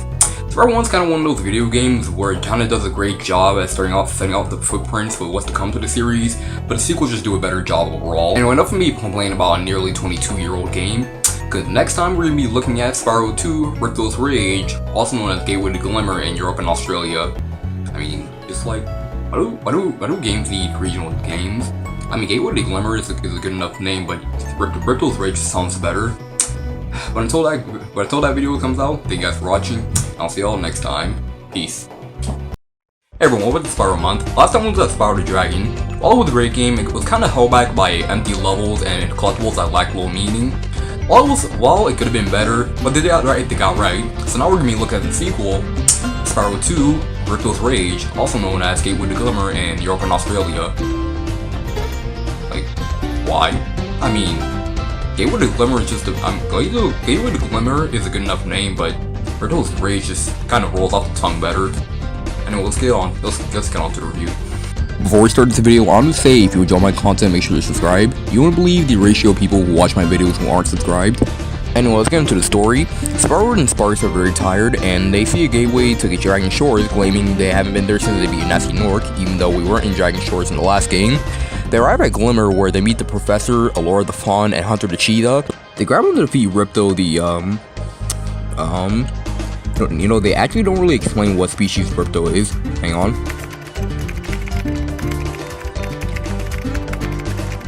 Oh, well, Ripto. Okay, that name makes a lot more sense. Actually, how Ripto got his name was how Spyro's name was spelled in Japan. So they accidentally brought Ripto here because, I don't know. I'm just gonna assume that Ripto just found the portal, went through it, saw Hunter, Alora, and the Professor, and just said, "You're in my world now, bitch." Anyway, when Ripto finds out that they brought a dragon, I mean, I don't know what he does, actually. I mean, I don't know if I miss anything, but all he does is just wave his around well. So he steals it, then Crush just bashes him, so...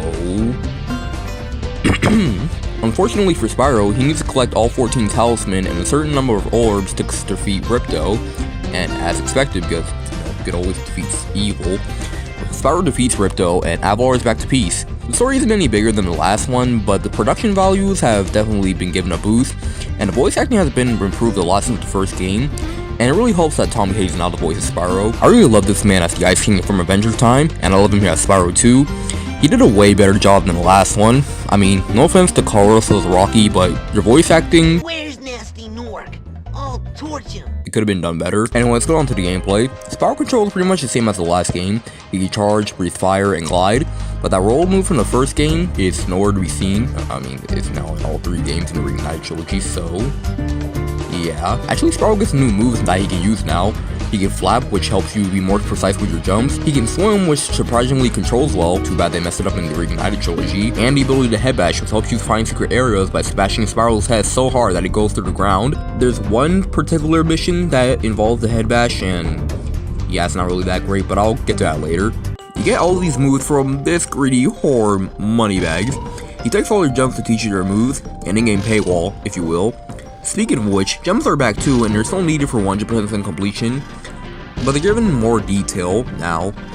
They all have different shapes and sizes, and a detail I forgot to mention in the first video is that enemies also have gems inside them once you kill them. In this game, they just kind of turn into souls.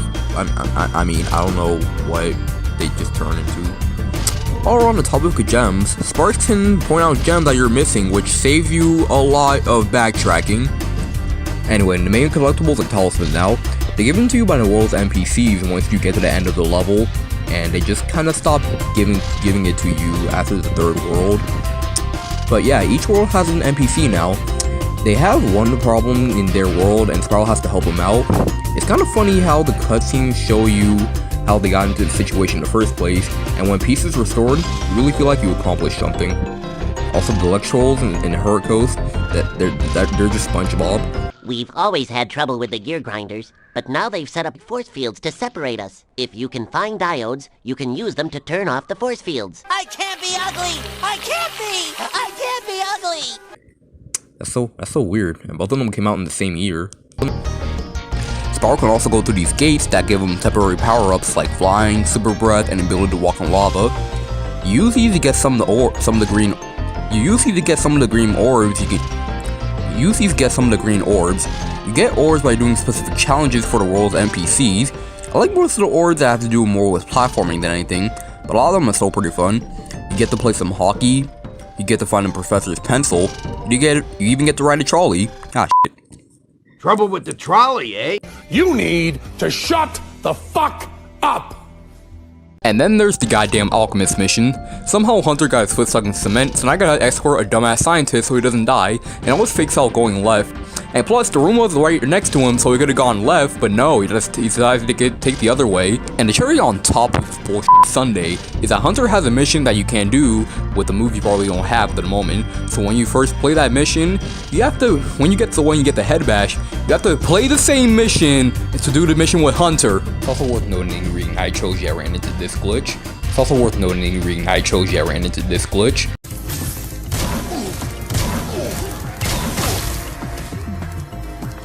Wow guys, what a terrible remake, you should be ashamed of yourselves. One of my favorite missions is this one in Zephyr, where you have to plant all these seeds so you can get Romeo back to Juliet. What I really like about this mission is that you need to figure out where you need to plant these seeds so you can grow them. And I think it provides a nice platforming challenge. And let's talk about these stone guys in Fractured Hills. I love how in the Reignited Trilogy, where you charge them into the lava, these jackasses just start guilt tripping you. They look so sad when they fall into the lava. I almost just feel bad for killing them. Almost. This game's kind of structured like this. You're placed in one world, find all the gems, complete some tasks of that world's NPCs, and get to the end of the level with a talisman. Personally, how these levels are structured, I think this is better designed than the first game. While the first game's worlds were already pretty organic and vibrant, but with the more colorful cast of characters, I think this makes for a more memorable experience. I forget how to when you enter the first hub world, Summer Forest, and that's really pretty. There's so much more things to do, and it's just way more expansive. I mean, the first game's levels were pretty good. There are a handful of things you do, but unlike the first game where you complete all the levels in a couple of minutes, there's some gems and orbs you can't get until you get some of the moves for money bags. These homeworlds kind of have a season setting to them. Summer Forest, Autumn Plains, and Winter Tundra. I kind of find it really weird that there's no love for a Spring's homeworld. Wow, that's what my birth month is, man. Actually, there's a lot of rumors going around saying that there was a fourth homeworld in the works, but was scrapped from the final game. But when Insomniac was asked about this on a Twitch stream, they said that a fourth homeworld was never really planned, so rip Spring Savannah. Actually, there's a fan game in the works called Spyro 2 Spring Savannah. I don't know if it's done, but it looks pretty good. I think I should check it out on Spyro Mills someday. Alright, sorry, I'm getting off track. I think my favorite homeworld is the Winter Tundra. I think this world has the best level of aestheticity and just looks really pretty, especially in the Reignited Trilogy. It has a really nice secret to discover. Actually, all the homeworlds also have ores to find, and a lot of them feel really good to find though. Like in Autumn Plains, when you go inside of the castle, you find a secret area on this wall over here that I found by complete accident in the Reignited Trilogy. Or in Winter Tundra, you glide on the ledges of these platforms and you think you died, but it's actually another area. You swim through there and you find another speedway level. And in Summer Forest, you see a place you see a place you can swim, but you can't go down there because you can't swim yet. So once you get the ability to swim underwater, you will go back, then swim under there, and you find a new area where you reward with another ore. It's pretty subtle, but subtle enough to the point where you feel like a genius for figuring it out. Anyway, speaking of speedway levels, they make a return here and they're just the same as the last time, and just like last time, I still suck at them. Spaw's controls are the same while free flying, so yeah, the same complaints I had from the first game apply here too. But there are also orbs here too. After you complete the main mission, you need to go to the audience and find an NPC so you can do a mission with Hunter to get it. And yeah, these missions are pretty fun, so I guess this makes them better than the first ones though. So there. This game also introduces skill points, and kind of like Xbox achievements and PlayStation trophies before those were a thing. You get these by doing things like beating the boss without getting hit, beating the speedway in a certain amount of time. You even get one by hitting Ripto in the Crush boss fight. Once you collect all of them, you just get to see what the characters have been up to after the game ends. You get concept art for enemies who didn't make the final game, but yeah, it's not really a great reward. Now the bosses are 10 times better than they were in the last game. Instead of just doing a loop set of attacks and just running away, they stand their ground and fight you. Although I do have to say that Crush had a huge difficulty spike in the Reignited Trilogy. As far as the projectiles just know where you're about to be, and he jumps where you're about to land. Screw Crash. Spyro was the Dark Souls of platformers. I didn't mean that. It was a joke. Please don't hurt me. Really, the highlight of the three bosses is Ripto himself, which is the best Spyro boss period. Out of the original PS1 trilogy, I think this is my favorite boss fight. It's just a step up from Nastinor from every sense of the word. Hunter helps you by dropping power ores in Ripto's arena so you can grab him, flame him, or charge into Ripto. But Ripto can grab them too, so you need to grab them first. After the arena breaks into pieces, Ripto gets on his flying bird and tries to attack us that way, while you're trying to flame him while you fly, and the music playing along with his final battle is just so epic.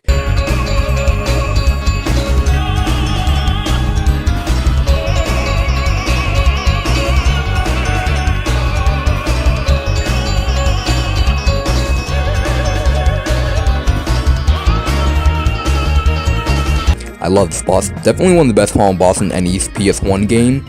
But once you lay the final hit on Ripto, once you lay the last hit on Ripto, he burns in lava. Oh wait, but doesn't he appear in Enter the Dragonfly? No, he doesn't. Just shut up. Anyway, once you defeat Ripto, the professor fixes the portal to send Spyro home. Hunter actually does something right by tackling Moneybags for making us pay so much to get throughout Avalar. Spyro tells Sparks to grab him, but I don't really know where he puts it, so... Anyway, Spyro finally gets his vacation to go to Dragon Shores, and you can enjoy it too. Yeah, Dragon Shores is actually playable. You can do a couple of challenges to earn coins, like a dunking mini game, a shooting gallery. There's the trolley game, but this time it doesn't. There's a trolley again, but this time it doesn't control like ass. There's also this tunnel of love thing, so yeah. Anyway, once you complete all the mini games, which shouldn't take you any more than 10 minutes, you get a cutscene viewer, which is alright. It's nice to see that, but if you have all 10,000 gems and 64 orbs, you get a permanent super breath power up, which you can infinitely just spam. Now, at first glance, this might just look disappointing for going through all that crap just for a permanent power up. Just go back to the title screen, look new save file, and I'm using the flame breath for the entire game. To be honest, I completely forgot about this until I streamed Spyro 2 Reignited last week, so yeah, it's pretty forgettable, but at least makes the boss fight with Gulp a lot less of a pain in the ass. Come on, man. And here's something really cool.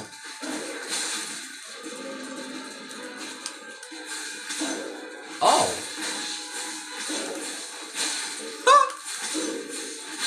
I could have done this entire time.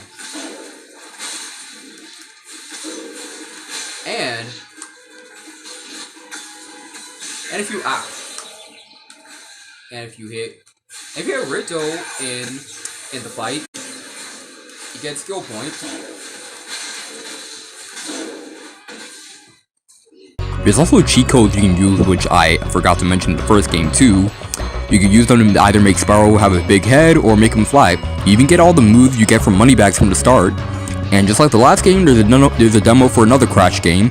This time is Crash Team Racing, which is also a great game, so yeah.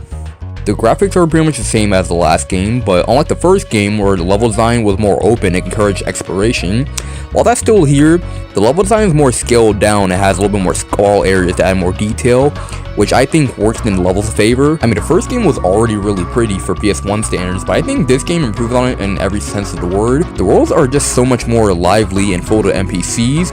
I mean, compared to this game, the first game's worlds are really barren and empty.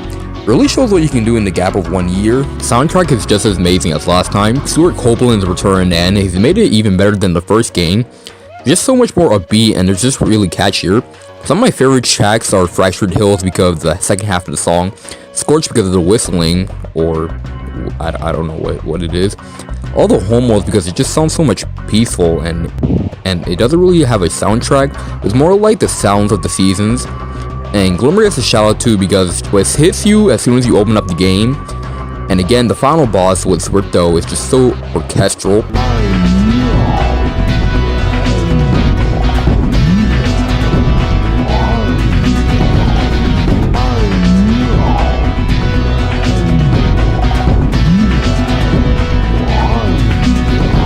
So yeah, the soundtrack, 20 out of 4, would recommend. Now, I know a lot of people don't really like Spyro 2's heavy reliance on minigames, but to be honest, I don't really mind them. I don't think they're hindering the experience that much. I mean, I think they're pretty fun with the right mindset, and they offer a nice challenge. I mean, except for Alchemist mission. I'm sorry to bring it up, but that mission's bad. But other than that, yeah, I enjoy myself here. And like I said, the voice acting has improved significantly. I mean, it's not Metal Gear Solid good, but it's better than the first game. I even like the weird acting in Zephyr. And I know I was bitching about how much the voice acting sucked in the first game, but at least here it's more purposely bad. Although the Reignited Trilogy kind of fixes it, but like, not really. They kind of go for a Ratchet and Clank PS4 approach for the voice acting. I mean, it's pretty good, but it's kind of like Toy for Bob just missed the point of those characters sounding odd. Romeo, wherefore art thou, Romeo? Oh, there's Romeo. You can have this. I don't need it anymore. Romeo, Romeo, wherefore art thou, Romeo? Oh, there's Romeo. Anyway, Spyro 2 is a step up from the first game in almost every way. I say almost because A, no game is perfect, and B, there's some things I found this game very odd to say the least, but yeah, Spyro 2 is one of the best sequels I played. And when it comes to great memories that fans have with the series, this is the entry that they're thinking of. This game is kind of like Crash 2, as it improves on the mechanics of the first game and makes it better. Like I said in the last video, Spyro 1 is like one of those video games where it says the blueprints of what's to come from the series later, but the sequels just do a better job overall. And this game, along with many others, are a shining example of that. So we're in the second game and we're already hit with a huge leap in quality. That's usually not a good sign because the sequel is probably just not going to be as good or it's going to suck. But who knows, because next time we're going to be looking at Spyro 3, Year of Dragon. So before I sign off, make sure to check my Twitter and Instagram for video and video updates, and make sure to join my Discord server. The community there is pretty okay. Only someone fucking L shows up. Night over there, so make sure to stop over and say hi, and make sure to subscribe to my second channel, Issue Stash, where I export all my streams and upload bloopers to reviews and plush videos, and I just shitpost a lot. So yeah, anyway, thank you guys for watching, and I'll see y'all next time. Peace. Hey guys, we're back to Spyro month. Last time we looked at Spyro 2, Ripto's Rage, also known as Gateway to Glimmer, available in New York, Australia. And now we'll be looking at the following game in the PS1 trilogy, and the last game Insomniac developed for Spyro 3, Year of the Dragon. And good timing too, because this was released in the year 2000, which is actually the Year of the Dragon in Japan, so well done, Insomniac. So at this point in Spyro's life, he's become very popular over time. Spyro 1 and 2 were both financial and critical successes, and by September of 1999, the Spyro franchise has sold over 1 million copies, so yeah, Spyro's become PlayStation's secondary mascot right next to Crash Bandicoot. Spyro fans are pretty divided when it comes to which game is the best in the trilogy. Some prefer Spyro 2, while others prefer Spyro 3. Me personally, this is actually my first time playing the original PS1 game. I originally had all 3 games emulated to hype myself up for the Reignited trilogy, but I lost the third one, so I only played Spyro 2 at that point. So right now this is all uncharted territory for me. I played in the Reignited trilogy, and it was my favorite game in that collection, so but it might not be the same because we're on the PS1 now and not the Nintendo Switch. So let's get on to the final game of the trilogy and see what our purple dragon has to deal with now. We start off in the world of the dragons, where everyone's asleep until some new faces start stealing dragon eggs. When one of them steps on Hunter's foot, they all wake up realizing their eggs are being stolen. After failing trying to capture them back, we see where they're being taken to. We find out that a sorceress wants them for power. But back to the dragon world, Spyro has to go through the holes that the guards digged up because he's the only one who can fit through them. Even though Hunter can go through them no problem, or the other dragons can just dig up bigger holes, whatever. Spyro has a mission to get all the dragon eggs back and beat the sorceress. So yeah, the story is more or less the same as the last 2 games, so yeah. Although I think Tom Kenny's at his best as Spyro here. I just love how he just does his really funny passive-aggressive performance here. Ooh, look out, Hunter. It's the scary sorceress. Come back when you finish witch school, okay? Good thing for you, Hunter was around. Out of magic, huh? How about I give you a jump start? So yeah, Spyro 3, gameplay-wise, is more or less the same as Spyro 2. You find an NPC and do that challenge. Usually I will start off with how Spyro and how he controls, but so I'm going to be tackling the collectibles first. The dragon eggs you find are kind of like the collectibles from Spyro 1 and 2. 1, because you find most of them stuck on a platform or in a distance where you have to look, and 2, because you have to do certain challenges to get them back, and like the last game, these missions are just all over the place. You do so many crazy things. Okay, so remember in the first video I said how do the dragons in this world reproduce when there is no female dragons? Well, this clearly drags into my point because in this game there are actually female baby dragons in this who actually hatch from their dragon eggs, but like there's still no female adult dragons, so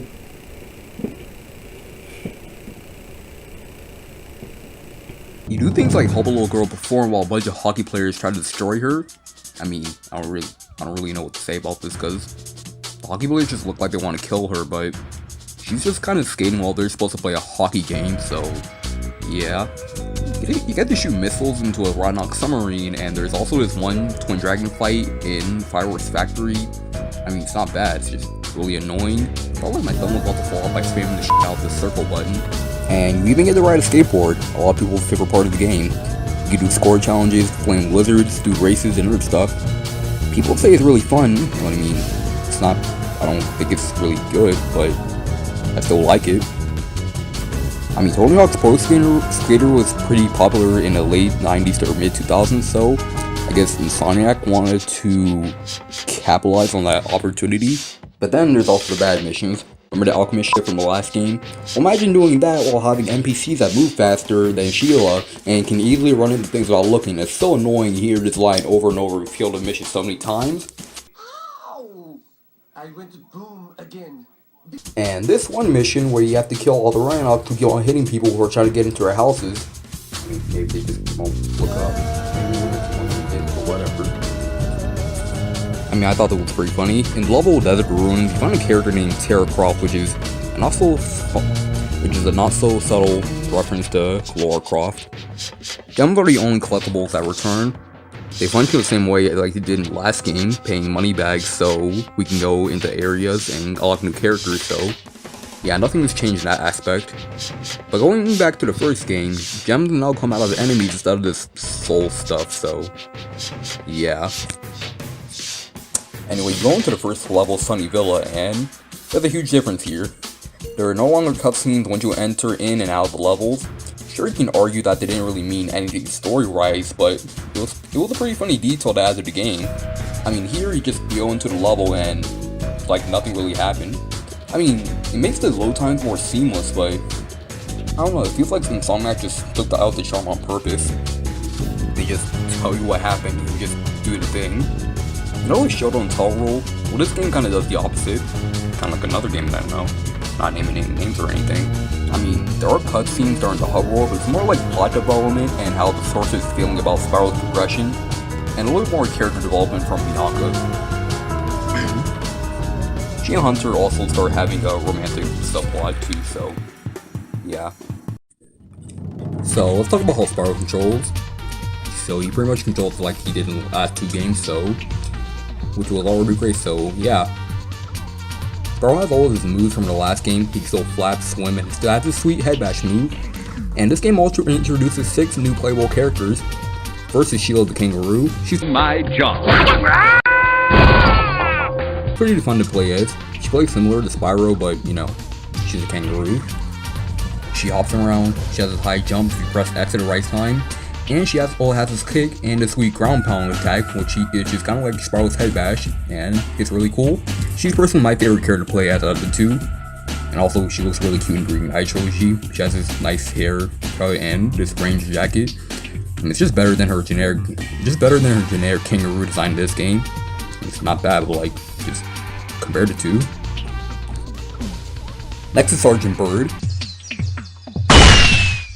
Sword just free flight, so yeah. And he also shoots out missiles, but they're not really that accurate, which can be annoying. This one mission where you have to kill every cat, but they just kamikaze you at every chance they get. But I just fly, so it's really hard to get an accurate aim on them. And for some reason, on my emulator, my controller has input lag, so I'm desperately trying to press the circle button, but Sergeant Bird just stands there for like 2 seconds. Like, I don't know if it's just I don't know if I'm just terrible at video games or something, but I got screwed here more times than boxing with Bentley. But besides that, he's pretty fun to play as. Also, he just kind of waddles when he's on the ground. I think that's a really fun detail. Alright, him. Then there's Bentley the Yeti. One more, perhaps? At least. Alright, him. Then there's Bentley the Yeti. He's the slowest of the group, so yeah, I get it. He's the biggest, so it will make sense that he's slower and has shorter jumps. He also has his club, which he beats the shit out of moneybags with, and he can smash things with it and reflect projectiles. He can also smash metal crates, so yeah. Also, his voice sounds really different for what he looks like. I mean, just look at his face, and I mean, just look at his face and told me you would expect that kind of voice. Ah, the first rejuvenating breath of freedom. With the humility of a wounded sparrow, I genuflect to my noble deliverer. It was no big deal, dude. And then there's Agent 9. Thanks, Spyro! Ooh, say, you ever see a bear dance? No. Well, it's your lucky day. Check this out. No! He's pretty stiff control when moving forward, and his gun isn't really that impressive. I mean, it's not bad, but he's definitely my least favorite out of the 4. These characters also have their own levels to show you how to control and how their mechanics work. These characters are also required to 100% complete a level, which has you, say it with me, Bad Track alive. You're not required in every level, but when you reach a door that has a specific character on it, but when you're at that door and you don't have that character locked yet, you're gonna have to wait until you have the character to go, and then go back to that level. The same challenge thing kind of applies with these characters too. Like, they're just all over the place. She'll have to bomb the Rhinox lair when somehow one CEO didn't die when he was inside the lair when it exploded. Sergeant Bird has to blast all these cats, which, like I said before, kinda sucks. Agent 9 just does this on-rail shooter thing, and then there's this boxing minigame with Bentley, which is pretty ass, but I don't know if this is because I played a lot of Wii boxing, but I don't know, this video game isn't really as bad as people make it out to be.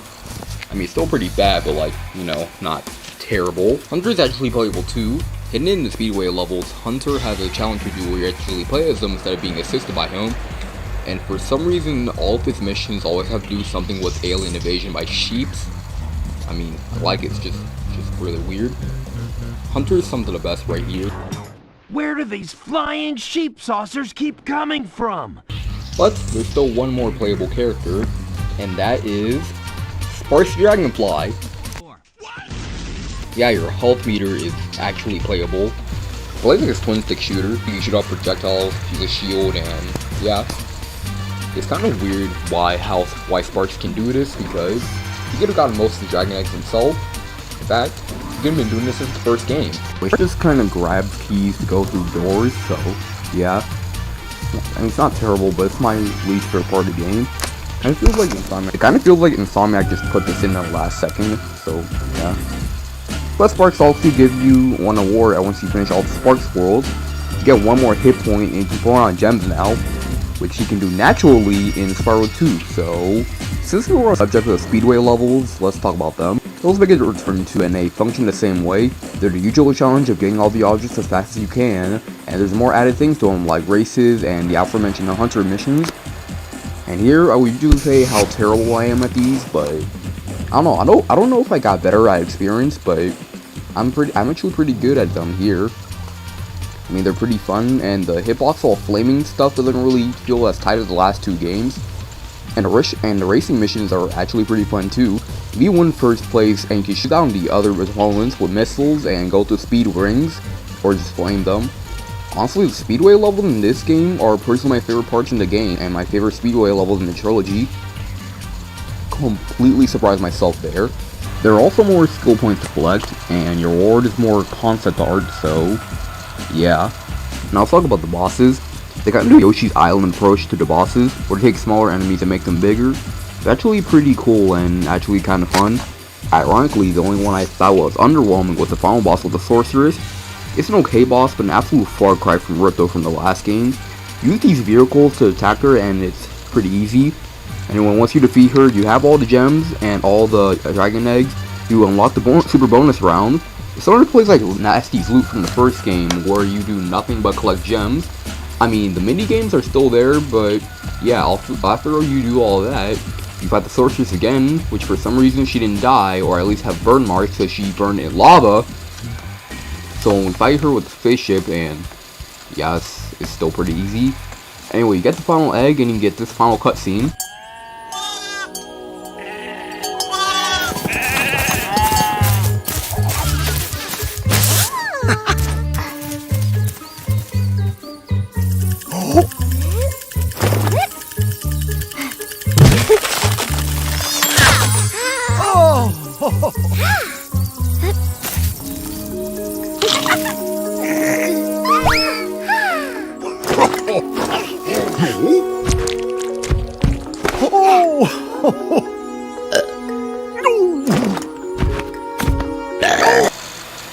This wasn't worth 100% completion.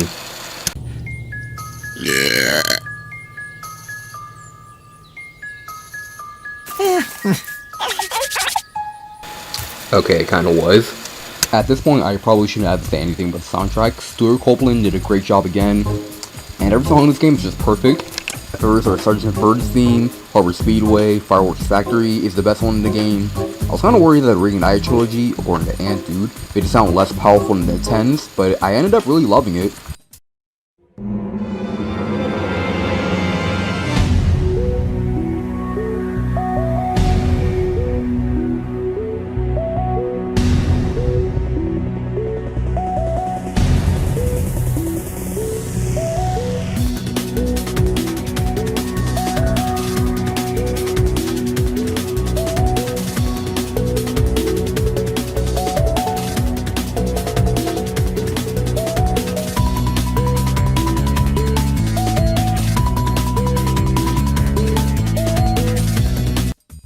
And since we're talking about the soundtrack, let's talk about the greatest hits version of the game.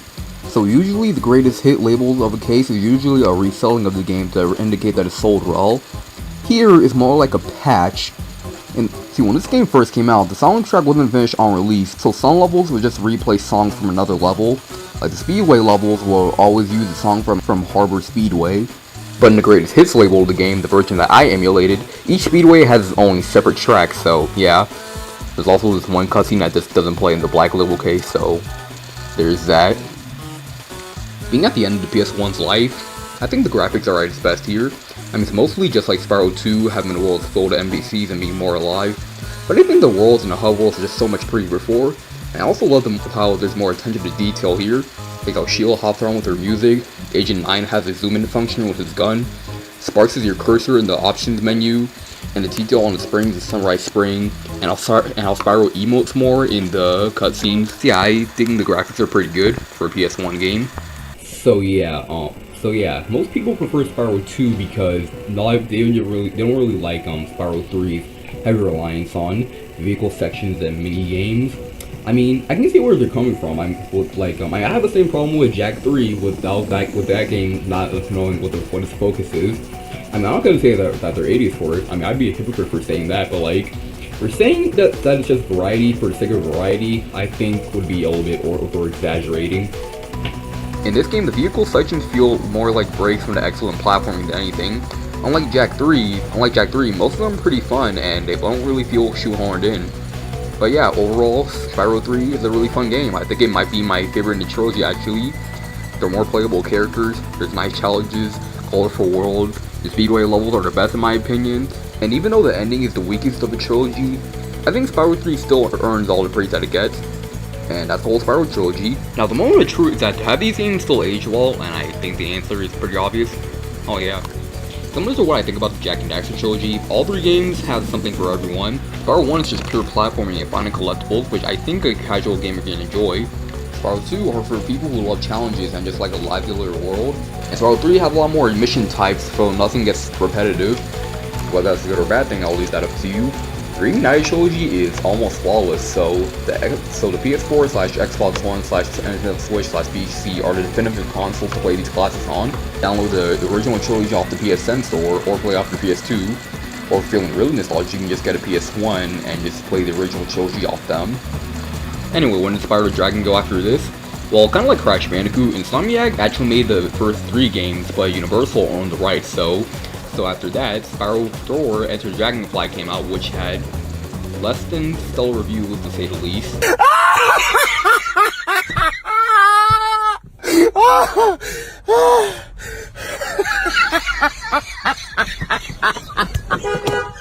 There were 3 Game Boy Advance titles, which were pretty good, and Spyro 5 Heroes, it was kind of like scratch to insanity for the Spyro franchise, and whatever the hell they were going for Legend of Spyro, I won't say anything because I haven't played any game post PS1.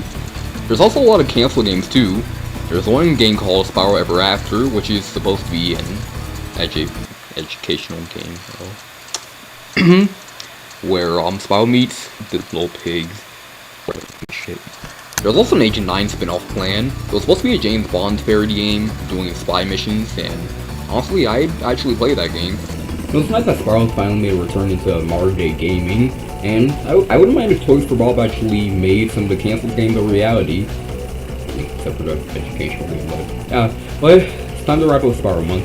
Sorry it was only 3 videos, but like, have you seen the video length? Have you seen the length of this video? Like, I know it probably sounds like a broken record for the people who are on my Discord server, but like, this video has taken me really long to edit, so yeah. So next time I'm gonna get some sleep, because after like working on 3 reviews this month, done in 1 month, while juggling school and the Twitch channel, I'm a little bit burnt out, so I might take like 2 or maybe 3 weeks off. So yeah, so maybe by the 3rd week of October, get ready for some new videos. But in the meantime, to keep the fans occupied, so here's what I'm gonna do. So the next 3 reviews are gonna be on PlayStation games again, but while that's happening, you guys get to choose which Sonic game I get to review next. The choices are Sonic Colors, Sonic Forces, and the Classic Series. So yeah, you guys have until November 30th to get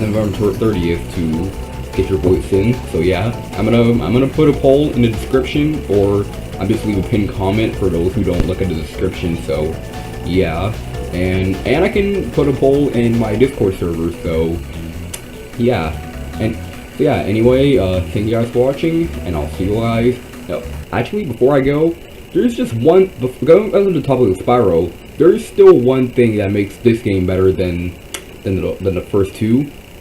Uh-oh. Why are you looking at me like that? I've got to be going now. Toodles!